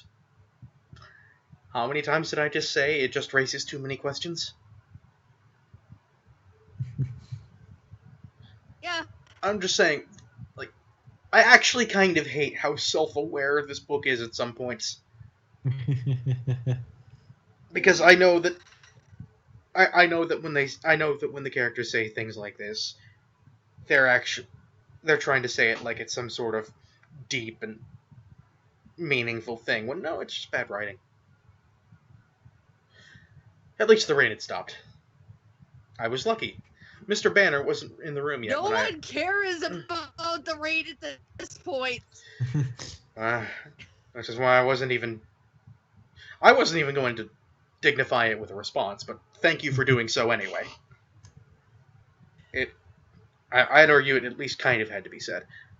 Anyway, I was lucky. Mr. Banner wasn't in the room yet when I arrived. I mean, I'd personally call that rather unlucky because it means you don't get your daily recommended dose of Hulk. I'm never letting that go. Like, I refuse to believe that Stephanie Meyer did that on purpose, because if there's anything we've proven up to this point, it's that she doesn't know much about comic books. Oh goodness, no. Seriously, Bruce Wayne? Oh yeah, we all know about Bruce Wayne and his super speed and reflexes and strength. I mean, he does have pretty good strength. Yeah, for a human. Certainly knows certainly no Superman strength. I'll give you that much. But Certainly not enough strength to, deflect a spinning van. all right, yes, to completely not take any momentum from a spinning van is definitely outside the realm of Batman. I'm just saying, Batman cannot no-sell a moving vehicle. Yeah, you're right. I will concede that point. Unless it's a bicycle, but I can do that shit. That's kind of the idea of Batman, is he's the everyman superhero. If every man had billions of dollars to blow on spandex and Kevlar. And years of martial arts training. Yes, and Mr. Miyagi. I got my very own Mr. Miyagi, because I'm Batman. Hello, Batman, son. I'm racist. I settled quickly into my seat, aware that both Mike and Angela were staring at me. Duh. Mike looked resentful. Angela looked surprised and slightly odd.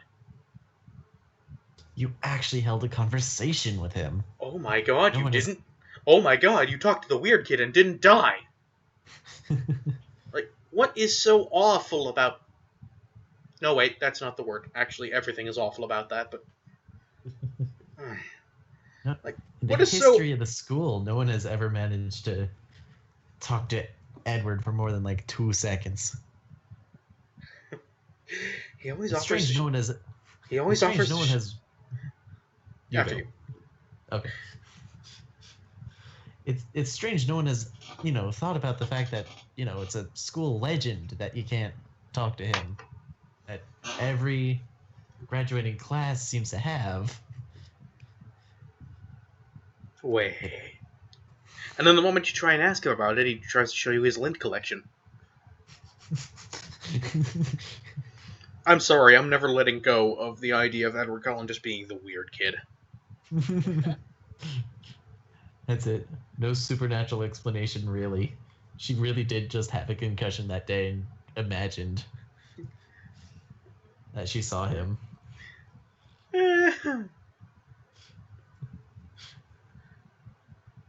Okay. Mr. Banner came in the room then, calling the class to order. He was juggling a few small cardboard boxes in his arms.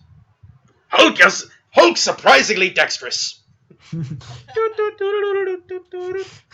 Oh, good. I wasn't the only one who thought that music. He put them down on Mike's table, telling him to start passing them around. Okay, guys, Hulk wants you to all take one piece from each box, he said as he produced a pair of rubber gloves from the pocket of his lab jacket and pulled them on. The sharp sound as the gloves snapped into place against his wrist seemed ominous to me. Bend over and spread them! Oh, God. First should be indicator card, he went on, grabbing a white card with 4 squares marked on it and displaying it. Second is 4-pronged applicator. He held up something that looked like a nearly toothless hair pick. And third is sterile micro-lancet. He held up a small piece of blue plastic and split it open. The barb was invisible from this distance, but my stomach flipped. Okay, seriously? I'm sorry, do you just flinch at everything, even vaguely pointy objects? Oh no, pencils. Hulk will be coming around with a dropper of water to prepare your card, so please don't start until I get to you. He began at Mike's table again, carefully putting 1 drop of water in each of the 4 squares. Then Hulk wants you to carefully prick your finger with lancet. He grabbed Mike's hand and jabbed the spike into the tip of Mike's middle finger. You can't do that! No, you can't. Oh, God. That is not a thing teachers are allowed to do! That's assault! That very much is. Holy crap. Okay, we get it. This is what we're building up to here is just, yes, this is why Edward is skipping bio today. Because blood. Because vampire. Blood. Because Vampire. foreshadowing. Ugh. Oh, man, but, It's just, it's As much as I went on about Edward hitting on a minor, I think that right there is really what squicks me out the most so far. What? The fact that a teacher is quite clearly breaking not only every teaching convention, but also several actual national criminal laws. Yes. Yeah, I'm kind of right there with you. Like, Jesus. Come on. Then again, what are they going to do? Arrest the Hulk? It's superheroes these days. Thinking they can teach biology and break the law. Don't make me do it in Hulk's voice! Hulk breaking law! Hulk breaking law!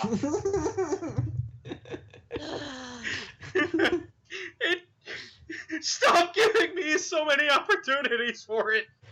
I will try to avoid it in the future. Oh, God damn it. Okay.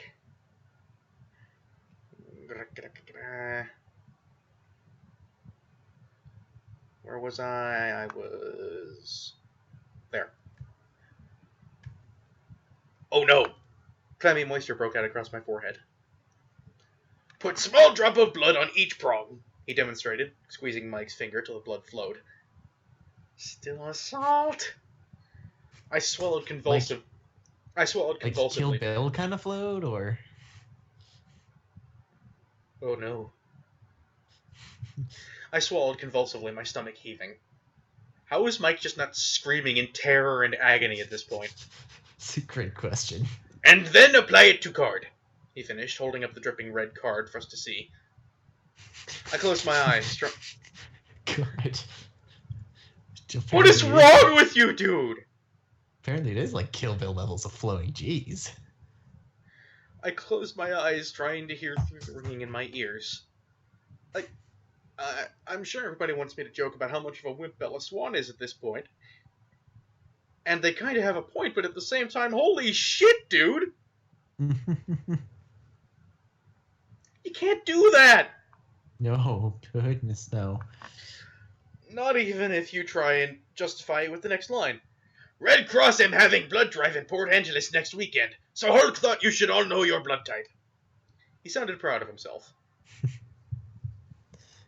Those of you who are not 18 yet will need parents' permission. Hulk has slips at his desk. Those of you who aren't 18 yet will need a parent's permission. To donate blood. Oh. It right. Took me a few times to read that line to understand that's what he was referring to, but right. Yes. I was going to say, you're kind of jumping the gun on this whole experiment then, aren't you? Exactly. Well, once again, that's bad writing, Stephanie. Mm-hmm. He continued through the room with his water drops. I put my cheek against the cool black tabletop and tried to hold on to my consciousness. All around me I could hear squeals, complaints, and giggles as my classmates skewered their fingers. What is wrong with forks?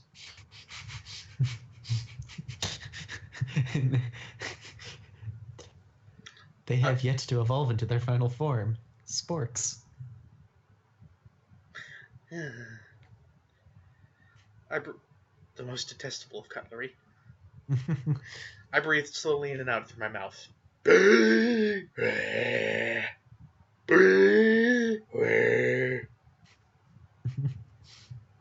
Bella? You alright? Mr. Banner asked. His voice was close to my head and it sounded alarmed. I already know my blood type, Mr. Banner, I said in a weak voice. I was first to raise my head. It's, red. Are you feeling faint? Yes, sir, I muttered, internally kicking myself for not ditching when I had the chance. Can someone take Bella to nurse, please? He called. I didn't have to look up to know that it would be Mike who volunteered. Can you walk? Hulk can carry you if you can't walk, Banner asked. Yes, I whispered. Just let me get out of here, I thought. I'll crawl. Those need to be italicized, Ms. Meyer. Yes. Those are thoughts, and therefore need to be italicized. Fucking hell, all this focus on the biology class. Shame she clearly didn't wake up. Shame she clearly slept through English. Yeah.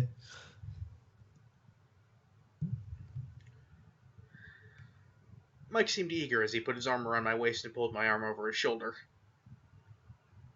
I leaned against him heavily on the way out of the classroom. Mike towed me slowly across campus. I'm just picturing him with a little orange blinky light on his head.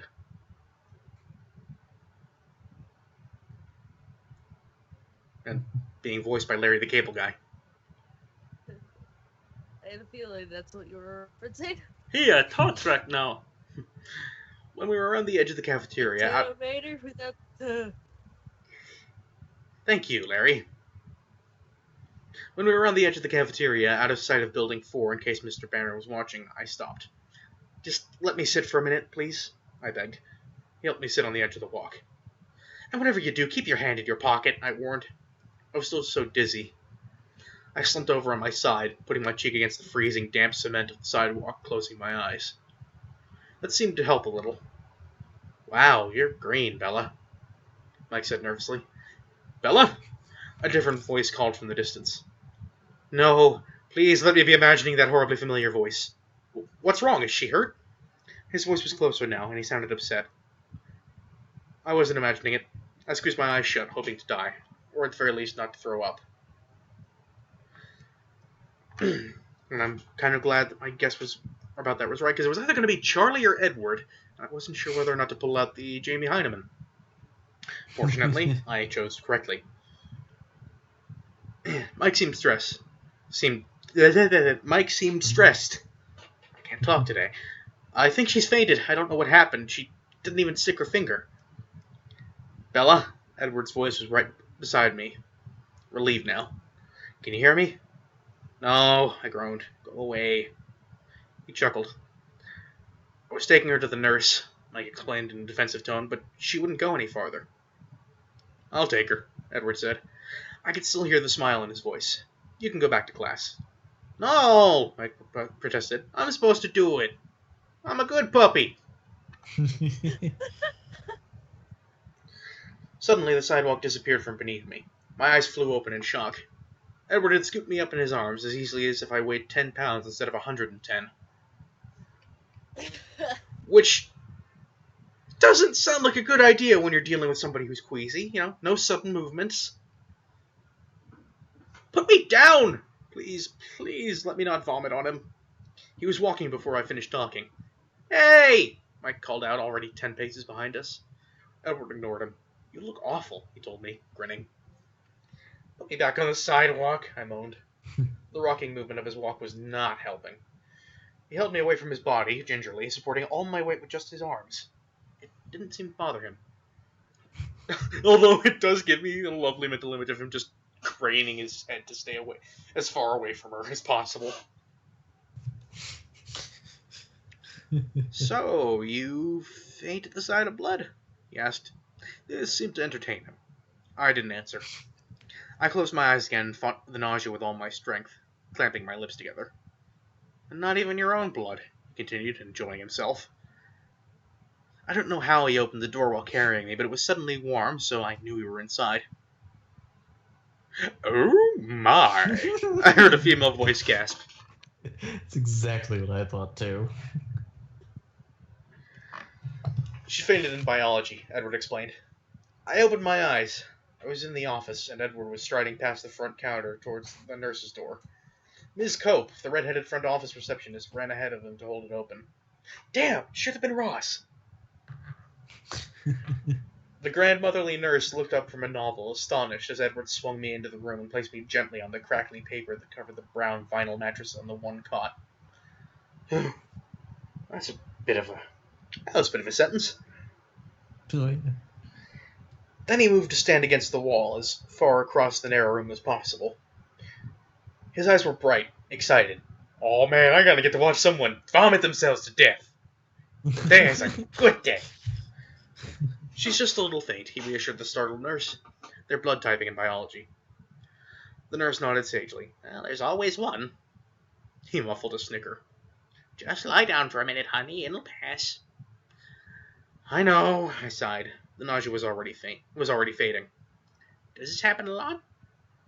Sometimes, I admitted. Edward coughed to hide another laugh. You can go back to class now, she told him. I'm supposed to stay with her.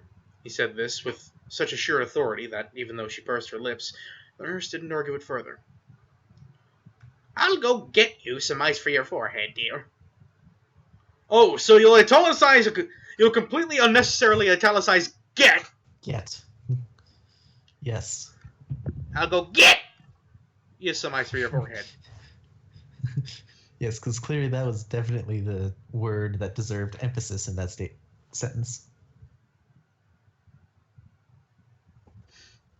Meanwhile, whenever you have to actually write internal monologue, does it get italicized? No! Fuck's sake, the publisher should have at least caught this. Yeah. I'll go get you some ice for your forehead, she said to me, and then bustled out of the room. You were right, I moaned, letting my eyes close. I usually am, but about what in particular this time? Ditching is healthy. I practice breathing evenly. He scared me for a minute there, he admitted after a pause. His tone made it sound like he was confessing a humiliating weakness. I thought Newton was dragging your dead body off to bury it in the woods. Oh yeah, sure. Name. Mike's the creepy one. I mean, he didn't have a last name until just now, so... Yeah, and it's Newton? It's apparently Newton. Newton! Mike Newton. That was a completely unnecessary Seinfeld reference. Yep. Haha. I still had my eyes closed, but I was feeling more normal every minute. Honestly, I've seen corpses with better color. I was concerned that I might have to avenge your murder. Boy, you know as well as I do that you're probably going to cause her murder. Yeah. True. Don't believe me? Ask your sister. She can see into the future. She can see the future! Oh, God. Sorry, Team 4-star. Poor Mike. I'll bet he's mad. Angry puppy. He absolutely loathes me, Edward said cheerfully. Can't know that, I argued, but then I wondered suddenly if he could. I saw his face, I could tell. How did you see me? I thought you were ditching. I was almost fine now, though the queasiness would probably pass faster if I'd eaten something for lunch. Isn't it usually the other way around? I'm just saying. On the other hand, maybe it was lucky my stomach was empty. Yeah. Make up your mind, you stupid bint. I was in my car listening to a CD. Such a normal response, it surprised me. No, I don't know. I think it seems... I'm going to be totally honest here. I have never met anybody who just says listening to a CD. By the way, this was in, what, 2005? Thereabouts? 2005, yes. I think so, yeah. I mean, I guess that is very, that is relatively early kind of MP3 era, so I guess it would still mostly be on CD. Yeah, but, an album would probably be more likely. Or, music. Period. Music. Or the name of the artist. I mean, that would still come off a bit stilted in my head, but, Or the name of the album. Like, I'm just saying, there's nothing factually wrong with this. It just sounds unnatural. Like most of the dialogue in this book, I'll grant you, but... At least he wasn't the one who said "Holy Crow." Yeah! Actually, like, I've used it a couple... It would make more sense if he said it, honestly. Well, I mean, he is old. Exactly. Where was I? I was here. Such a normal response. It surprised me. I heard the door and opened my eyes to see the nurse with a cold compress in her hand. Here you go, dear. She laid it across my forehead. You're looking better, she added. I think I'm fine, I said, sitting up. Just a little ringing in my ears, no spinning. The mint green walls stayed where they should.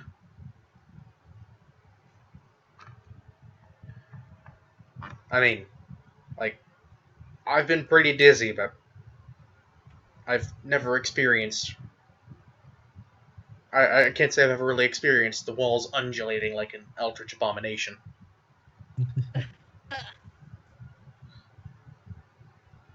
I could see she was about to make me lie back down, but the door opened just then, and Ms. Cope stuck her head in.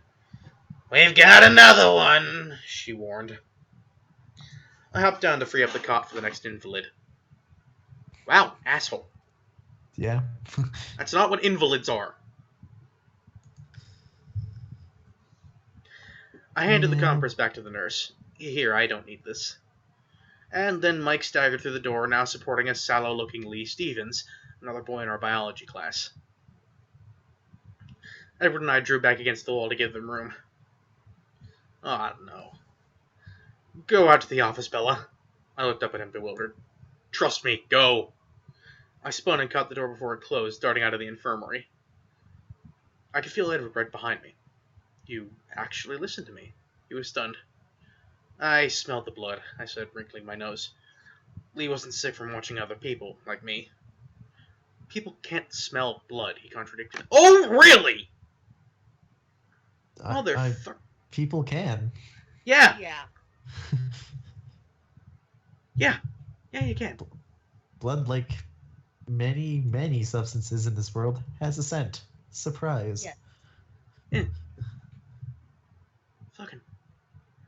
How many people? How? I'm sorry. Are you not human, Stephanie Meyer? Are you some sort of slug being like I always thought you might be? Yeah. Are you not human, or does your sense of smell just suck? Maybe she's a marble vampire. Let's not try and let's not go down that road, because that's the last thing I want to fucking think about. Oh, it's a shame I'm out of my makeshift. It's a shame I'm out of my makeshift German orange cola, because God, this is driving me to drink. Oh boy. I just did not do the research, and then there's, oh my God, are you even a person? I actually kind of understand why Proton John has asked that of Chugga Conroy on multiple occasions now. Yeah. The Metropolitan Mutant of Ark.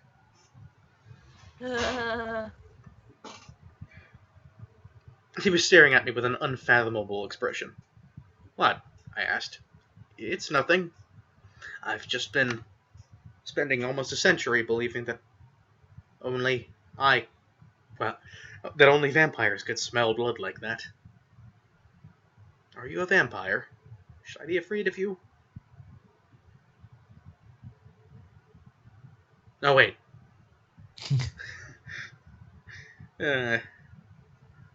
These fucking people. Yeah. Mike came through the door then, Yes. glancing from me to Edward.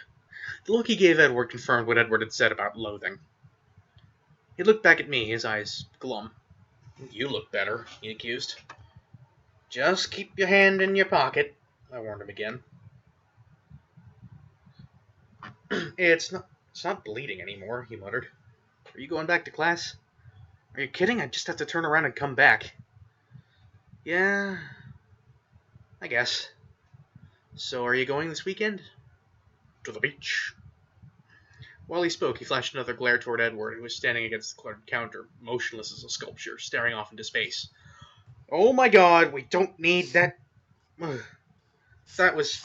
I'm sorry, that wasn't a run-on sentence. But it kind of felt like one. For He's God's going sake. back to his marble roots. For God's sake, why do you not just... could you at least maybe read these things aloud, or have somebody else do it to you before you submit them to your publisher? Maybe. Possibly. Would it kill you? Yes. Probably would kill you. I can get... I tried to sound as friendly as possible. Sure, I said it was in. Come a splice! We're meeting at my dad's store at 10. His eyes flickered to Edward again, wondering if he was giving out too much information. His body language made it clear that it wasn't an open invitation. I'll be there, I promised. I'll see you in gym then, he said, moving uncertainly toward the door. See ya, I replied. He looked at me once more, his round face slightly pouting. And then, as he walked slowly through the door, his shoulders slumped. Oh, poor puppy. A swell of sympathy washed over me. I pondered seeing his disappointed face again. In gym. Jim, I groaned. I can take care of that. I hadn't noticed Edward moving to my side, but he spoke now in my ear. Go sit down and look pale, he muttered. Damn it! That's actually a really good line. Why is the love interest doing such a good job lampooning the fucking heroine? It's my job, damn it! That wasn't a challenge. I was always pale, and my recent swoon had left a light sheen of sweat on my face. I sat in one of the creaky folding chairs and rested my head against the wall with my eyes closed. His fainting spells always exhausted me. You didn't faint! Not really. You got the entire time. You got pretty goddamn close, but that was not fainting. Again, I have fainted. Same here. Heat stroke is a bitch. But blood drawn for me. I heard Edward speaking softly at the counter. Miss Cope? Yes? I hadn't heard her return to her desk. Well, that's because her lower body is a slug.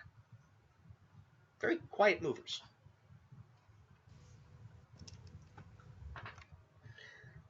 Bella has gym next hour, and I don't think she feels well enough. Actually, I was thinking I should take her home now. Do you think that you could excuse her from class? His voice was like melting honey. I can imagine how much more overwhelming his eyes would be. Do you need to be excused too, Edward? Miss Cope fluttered. Why couldn't I do that? Because they're human. Humans don't flutter. I mean, neither should slug monsters, but... No, I have Mrs. Goff. She won't mind. She's gothic. Well, hi, my immortal. Okay, it's all taken care of. You feel better, Bella, she called to me. Oh, my throat. Maybe you should. I nodded weakly, hamming it up just a bit. Can you walk, or do you want me to carry you again? With his back to the receptionist, his expression became sarcastic. I'll walk. I stood carefully, and I was still fine. He held the door for me, his smile polite, but his eyes mocking. I walked out into the cold, fine mist that had just begun to fall. It felt nice, the first time I'd enjoyed the constant moisture falling out of the sky, as it washed my face clean of the sticky perspiration. The big moist. What's up, everybody? This is Critical. I'm the weather in Washington State now. Let's do this shit.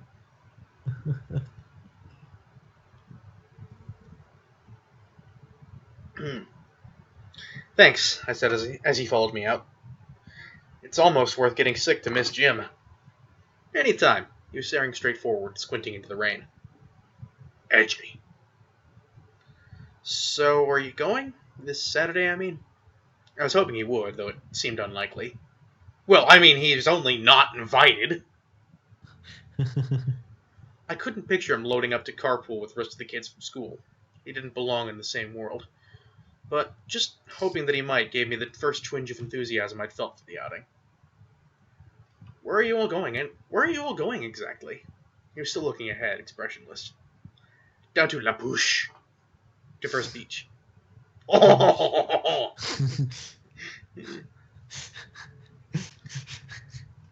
I studied his face, trying to read it. His eyes seemed to narrow infinitesimally. He glanced down at me from the corner of his eye, smiling wryly. I really don't think I was invited. I sighed. I just invited you. Let's you and I not push poor Mike any further this week. We don't want him to snap. His eyes danced. He was enjoying the idea more than he should. I mean, like, do you want school shootings? Because this is how we get school shootings. And I hate making jokes about school shootings. But I'm also kind of serious about it. Like, Yeah. rural Washington State, you think his parents don't own a gun? I mean, but yeah. Like, on the one hand, Washington State, sure. On the other hand, rural!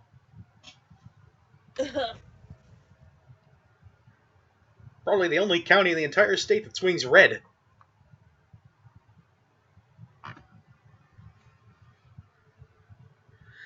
Mike Schmike, I muttered, preoccupied by the way he'd said you and I. I liked it more than I should. Again, with the unnecessary italicization. Motherfucking... Am I gonna have to take your typewriter away?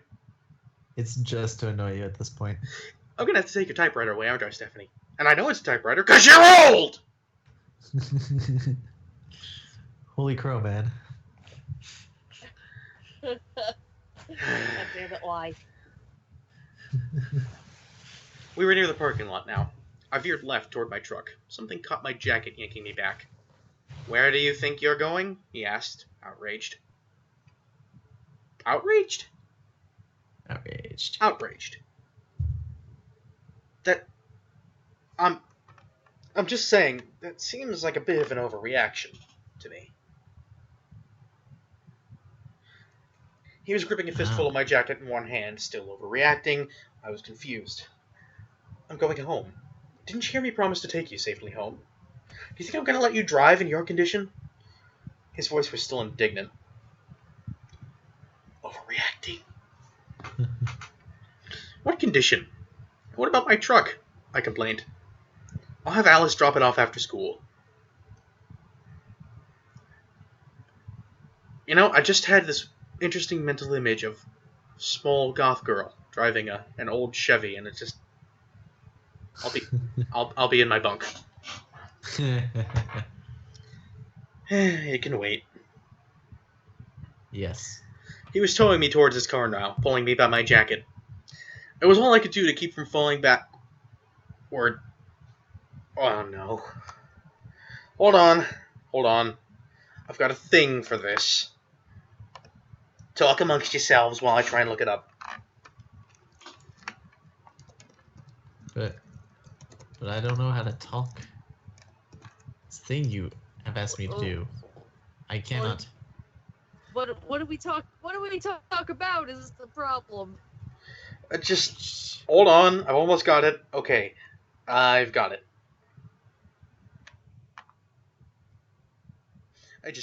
This is all I can picture right now. Oh god. Oh.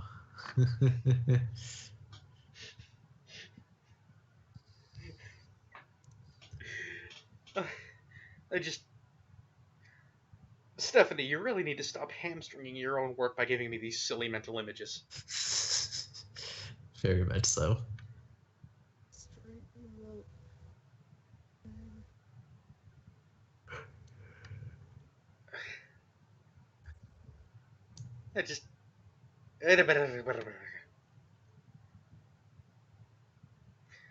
Now I really want to play Super Smash Bros. Brawl again.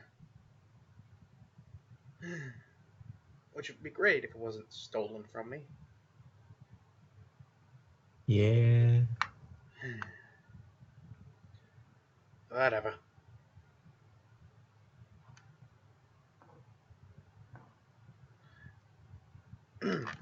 But yeah, just to reinforce that mental image, the next sentence.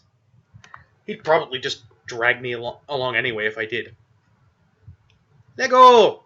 My ego, I insisted. He ignored me. I staggered along sideways across the wet sidewalk until I reached the Volvo. Then he finally freed me. I stumbled against the passenger door. You are so pushy, I grumbled. Technically, he's pulley. It's open, was all he responded. He got in the driver's side. I am perfectly capable of driving myself home. I stood by the car, fuming. Okay, so walk back to your car and drive home. Yeah, he's currently in the car at the moment. What's he gonna do? Yeah. It was raining harder now, and I'd never put my hood up, so my hair was dripping down my back. Hair shouldn't be doing that. I think you need to see a doctor if your hair is literally melting in the rain. Either that or your local priest.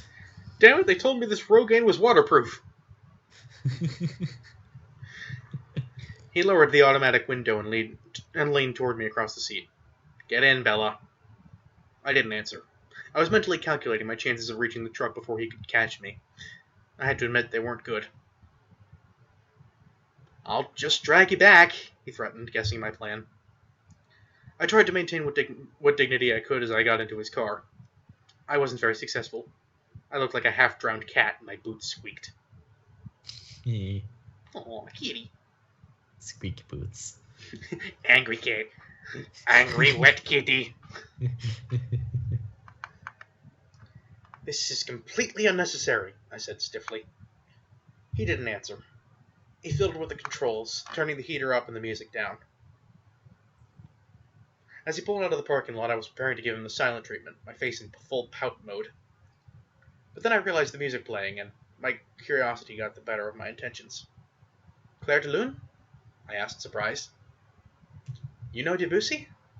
He sounded surprised, too. Not well, I admitted. My mother plays a lot of classical music around the house. I only know my favorites. Well, okay, let me just take a second to pause here, because this is not a knock against Twilight, necessarily. Like, it kind of is, because, oh my god, the pretentiousness.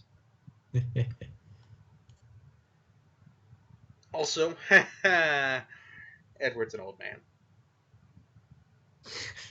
He is. He had Jello today.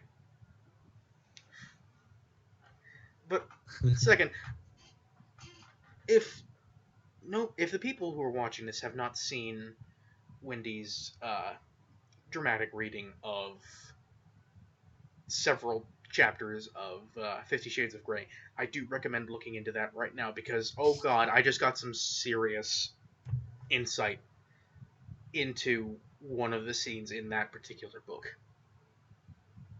You know, just friendly reminder, did start out as Twilight fanfiction. And, like, this bit with the music is actually almost pretty much it's pretty much almost ripped off wholesale in 50 Shades. So, again, this is not a knock against Twilight specifically, but if anything, it does say a lot worse things about some of the derivative works of this particular book. And it's just, I mean, it is mind-blowing, the number of just the amount of stupid shit that this has inspired. I hate my life.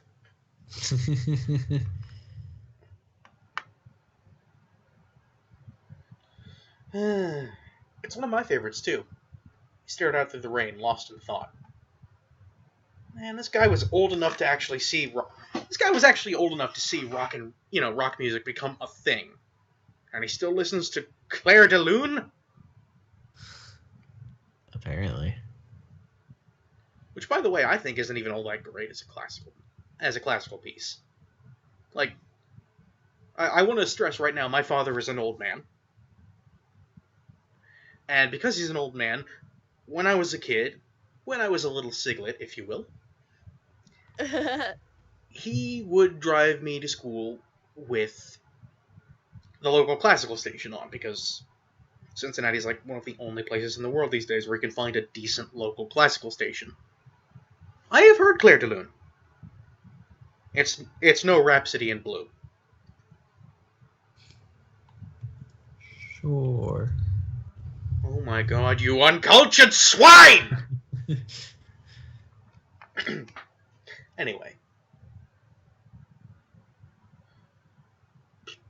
Where was the thing? Lost my place, sorry. Ah, right. He stared out through the rain, lost in thought. I listened to the music, relaxing against the light gray leather seat. Because, of course, the Volvo's got a gray interior. Duh. Because it's a Volvo. The official car if I'm an old man and don't know anything about motor vehicles. It's a good car. No, Do business with it. No, it's a... Oh. Yes. It's a good car. I do business with it. If I didn't know any better, I thought you also watched regular car reviews. On occasion. Dude, sweet. Yeah. This is my toy car. This is my real car. We love you, Mr. Regular. Yeah, it's good. Oh, yeah. Oh, real fart. Yeah. The only YouTube channel where you can get cars, literature jokes, and fart jokes in exactly the same video. It's beautiful. It was impossible not to respond to the familiar, soothing melody. Again, I always thought it was kind of an annoying song. Kind of repetitive, really. Anyway, the rain blurred everything outside. The rain blurred everything outside the window into gray and green smudges. Gee, I think we might be in Washington. Oy. Whoa. I get it. It's wet. Only began the to air was realize- green, then we'd really know. I began to realize we were driving very fast. The car moved so steadily, so evenly, though, I didn't feel the speed. Only the town flashing by gave it away. What is your mother like? He asked me suddenly. I've already made an Oedipus joke in this particular stream. Don't make me make another one. I glanced over to see him studying me with curious eyes. Although I suppose a Fountains of Wayne reference would be more appropriate here. Post-bottom jukebox cover of that song did it way too much justice.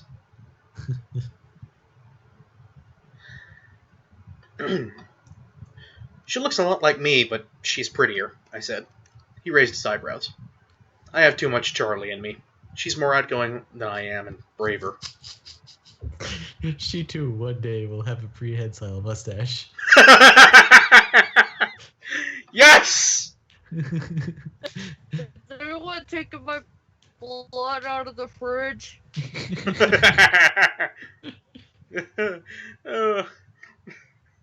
It's funny because his future son-in-law is a vampire.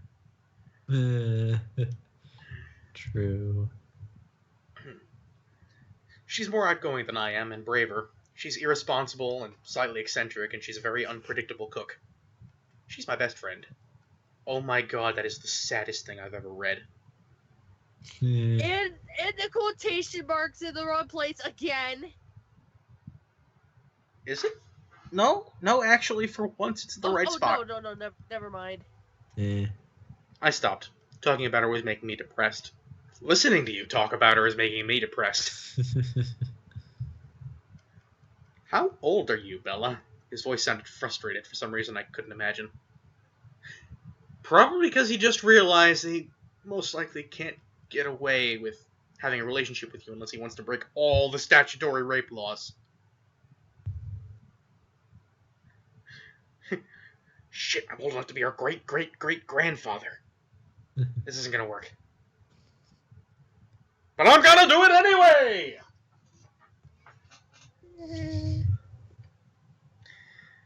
He'd stopped the car, and I realized we were at Charlie's house already. The rain was so heavy that I could barely see the house at all. It was like the car was submerged under a river. I'm 17, I responded, a little confused. You don't seem 17. How many times have I heard... This is like pedophile 101 right here. Really is. Jesus Jeez. fucking Christ! His tone was reproachful. It made me laugh. What? He asked, curious again. My mom always said I was born 35. My mom always says I was born 35 years old and that I get more middle-aged every year. I laughed, and then sighed. Well, someone has to be the adult. Oh my fucking... I hate this. I hate this so much. You don't seem much like a junior in high school yourself, I noted. He made a face and changed the subject. Oh good, he feels guilty. Uh-oh, the little girl was just too little.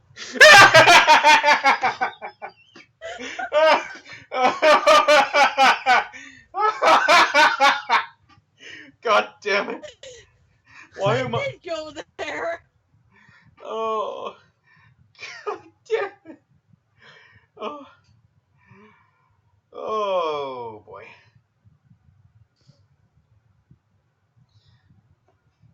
I swear to God, I don't get paid enough for this. What? Oh, okay. Solemn face. You okay? No, I'm reading Probably Twilight. So why did your mother marry Phil? I was surprised you would remember the name. I'd mentioned it just once, almost 2 months ago. It took me a moment to answer. My mother, she's very young for her age. I think Phil makes her feel even younger. This whole family just kind of has issues with massive age gaps. Right. Immaturity. At any rate, she's crazy about him. I shook my head. The attraction was a mystery to me. Do you approve? He asked. Does it matter? I countered. I want her to be happy, and he's who she wants. That's very generous. I wonder. He mused. What? Would she extend the same courtesy to you, do you think? No matter who your choice was. Oh my God! So many alarms! Oh, yes. I'm gonna need to add an Oingo Boingo clip onto the soundboard just for this guy. I love little girls, they make me feel so good. Yeah, that one.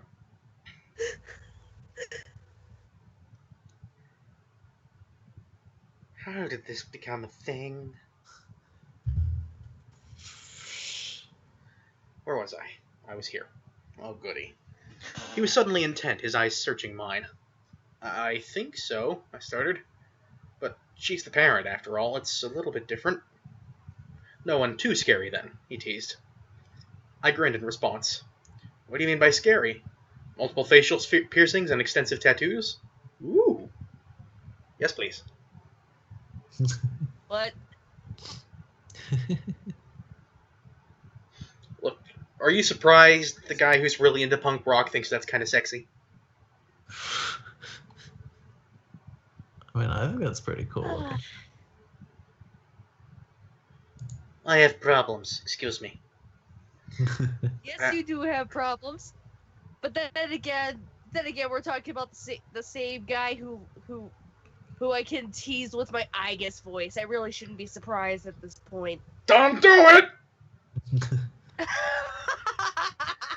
I think the moral of this story is that I'm attracted to anybody who can set off a metal detector. And that's actually kind of unfortunate. That alone sounds so wrong.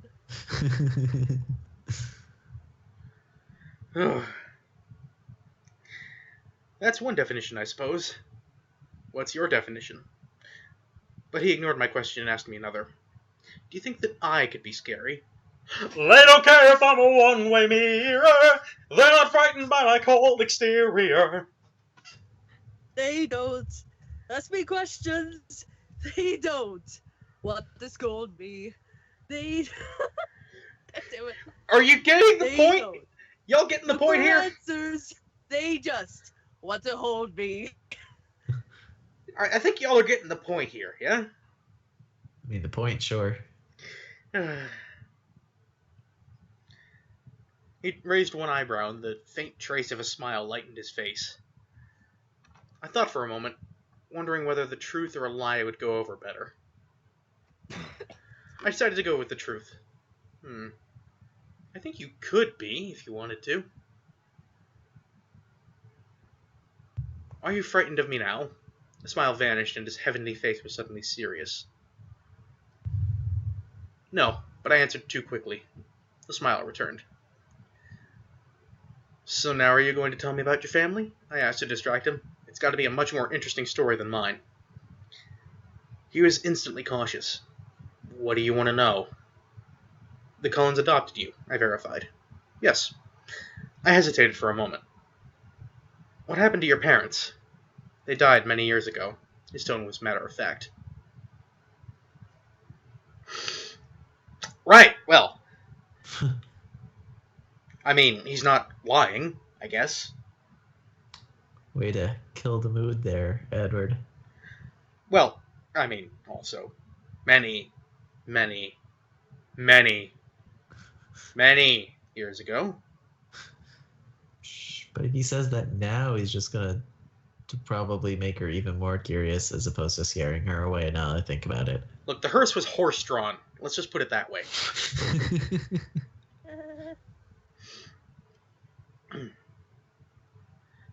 I'm sorry, I mumbled. I don't really remember them that clearly. Yeah, Century will do that to you. Carlisle and Esme have been my parents for a long time now. How long? A while. We'll be getting to that one again. And you love them. It wasn't a question. It was obvious in the way he spoke of them. Yes, he smiled. I couldn't imagine two better people. You're very lucky. I know I am. And your brother and sister? He glanced at the clock on the dashboard. My brother and sister, and Jasper and Rosalie for that matter, are going to be quite upset if they have to stand in the rain waiting for me. Oh, sorry, I guess you have to go now. I didn't want to get out of the car. And you probably want your truck back before Chief Swan gets home, so you don't have to tell him about the biology incident. He grinned at me. I'm sure he's already heard. There are no secrets in forks. The most detestable of cutlery! I sighed. He laughed, and there was an edge to his laughter. Have fun at the beach. Good weather for sunbathing. He glanced out at the sheeting rain. Isn't this fun? Isn't this what life's all about? Isn't this a dream come true? Isn't this a nightmare too?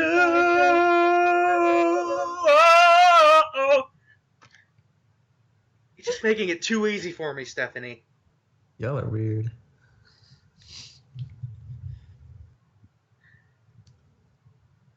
I'm going to take your silence as a acceptance of this fact. I mean, yeah. Won't I see you tomorrow? No. Emmett and I are starting the weekend early. What are you going to do? A friend could ask that, right? I hope the disappointment wasn't too apparent in my voice. We're going to be hiking in the Goat Rocks Wilderness, just south of Rainier. Goat Rocks Wilderness. Goat Rocks! Goat Rocks! I'm sorry, my head is filled with pictures of goats standing on boulders, and it's just kind of making me... It's taking me to my happy place. Well, they do crave that mineral. Happy place is gone.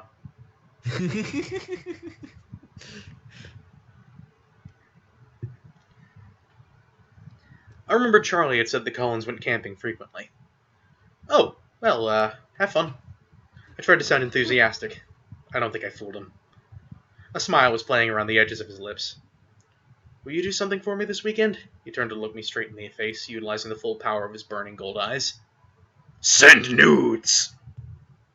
Oh, now you don't want to call them ochre. Yeah, right? I nodded helplessly. Don't be offended, but you seem like one of those people who just attract accidents like a magnet, so try not to fall into the ocean or get run over or anything, alright? He smiled crookedly. The helplessness had faded as he spoke. I glared at him. I'll see what I can do, I snapped as I jumped out into the rain. I slammed the door behind me with excessive force. He was still smiling as he drove away. Oh, that's our pedophile. Yes, indeed, that is our pedophile. Oh, never realized just how much Oingo Boingo I could fit into a single stream. So many Oingos. So many Boingos. Also, I just really like saying Oingo Boingo. But really, who doesn't? Good question. So yeah, that was chapter 5. Woo! Yep. I've already forgotten how many chapters are in this book. But we're less than halfway A through. lot. Yep. But we're less than halfway through regardless. Oh no. Oh man, I'm really just... Ugh. Yeah, This I whole don't thing even is just... think- Go ahead. I don't even think we're a fourth of the way through. From the looks of it, we're just barely at the 25% mark. I'm kind of eyeballing it based on the scroll bar on the PDF. Yeah, see, I was just going number of pages. Hmm. But see, I don't even have the tab up anymore, so Well, I mean, so long as we can keep making stupid jokes about, well, literally everything in the book. Like, Yep. we can barely go a sentence without finding something to laugh at, I feel like. Even if it's just one of the stock jokes, like the most detestable of cutlery, or the Roz voice, or the Jamie Heineman voice, or my terrible Hulk impression, or breaking the law, breaking the law. Yep. Just like Mom's worry. I only said that once! Yeah, Why is you that- said it once. I don't know why Slayer gets such a bizarre, perverse amusement out of that. But he does. And, I mean, hell, at least it means he sticks around. Which is more than can be said of pretty much anybody else. Not that I can blame them. Hey, we'll get we're reading Twilight for fuck's sake. Yeah, I mean, it's not there is exactly that. it's not exactly the most imaginative thing to do with a stream, I know. No. But again, I do kind of feel like we're bringing more to the table than a lot of other dudes do. Like, I mean, how many other people have read this and immediately thought to reference Oingo Boingo of all things? The answer is not enough. Yeah, so it's like we're doing an uncreative thing, but at least we can say that we got creative execution. And really, isn't that what the internet's for? Doing uncreative things in creative ways. Pretty much. As they say, there's nothing new under the sun, but hell, you can still have fun with it. Exactly. And that's what we're doing here at the Analog Livestream. Speaking of, I think that's about where we're going to end things here for tonight, so thank you all very much for watching. If you liked what you see, do bear in mind we do this every week, same time, same place. Don't say it, Wendy! But you're thinking it now anyway. See, I was thinking about it, but I was like, nah. Thank Too you for late. no. Thank you for no. Too late. We've already referenced it. It is in everyone's minds. Fuck. You can also follow our Facebook to keep up to date on what all of our individual projects are, at least when we get around to our individual projects. Zach. Yeah. I'm Wendy. working on it. I'm not going to put a date on it this time. If I do, I'm just going to be sad when it happens. And then passes. Yeah. I mean, I I kind have of know. I have also started a job recently, so now is not the time to promise anything anyway. This is true. I wish I could get a job. I supposedly have one, but they still haven't called me into work. That's unfortunate. It's stupid, is what it is. And that. Yeah. But anyway, follow our follow our Facebook to get updates on when we're streaming, whatever the hell else we're doing, and if you want to just try and get in contact with us, it's a very good way to do so. You can also follow our Out of Context blog on Tumblr. Both links are below. Once again, thank you all very much for watching, and have a lovely night. End of line.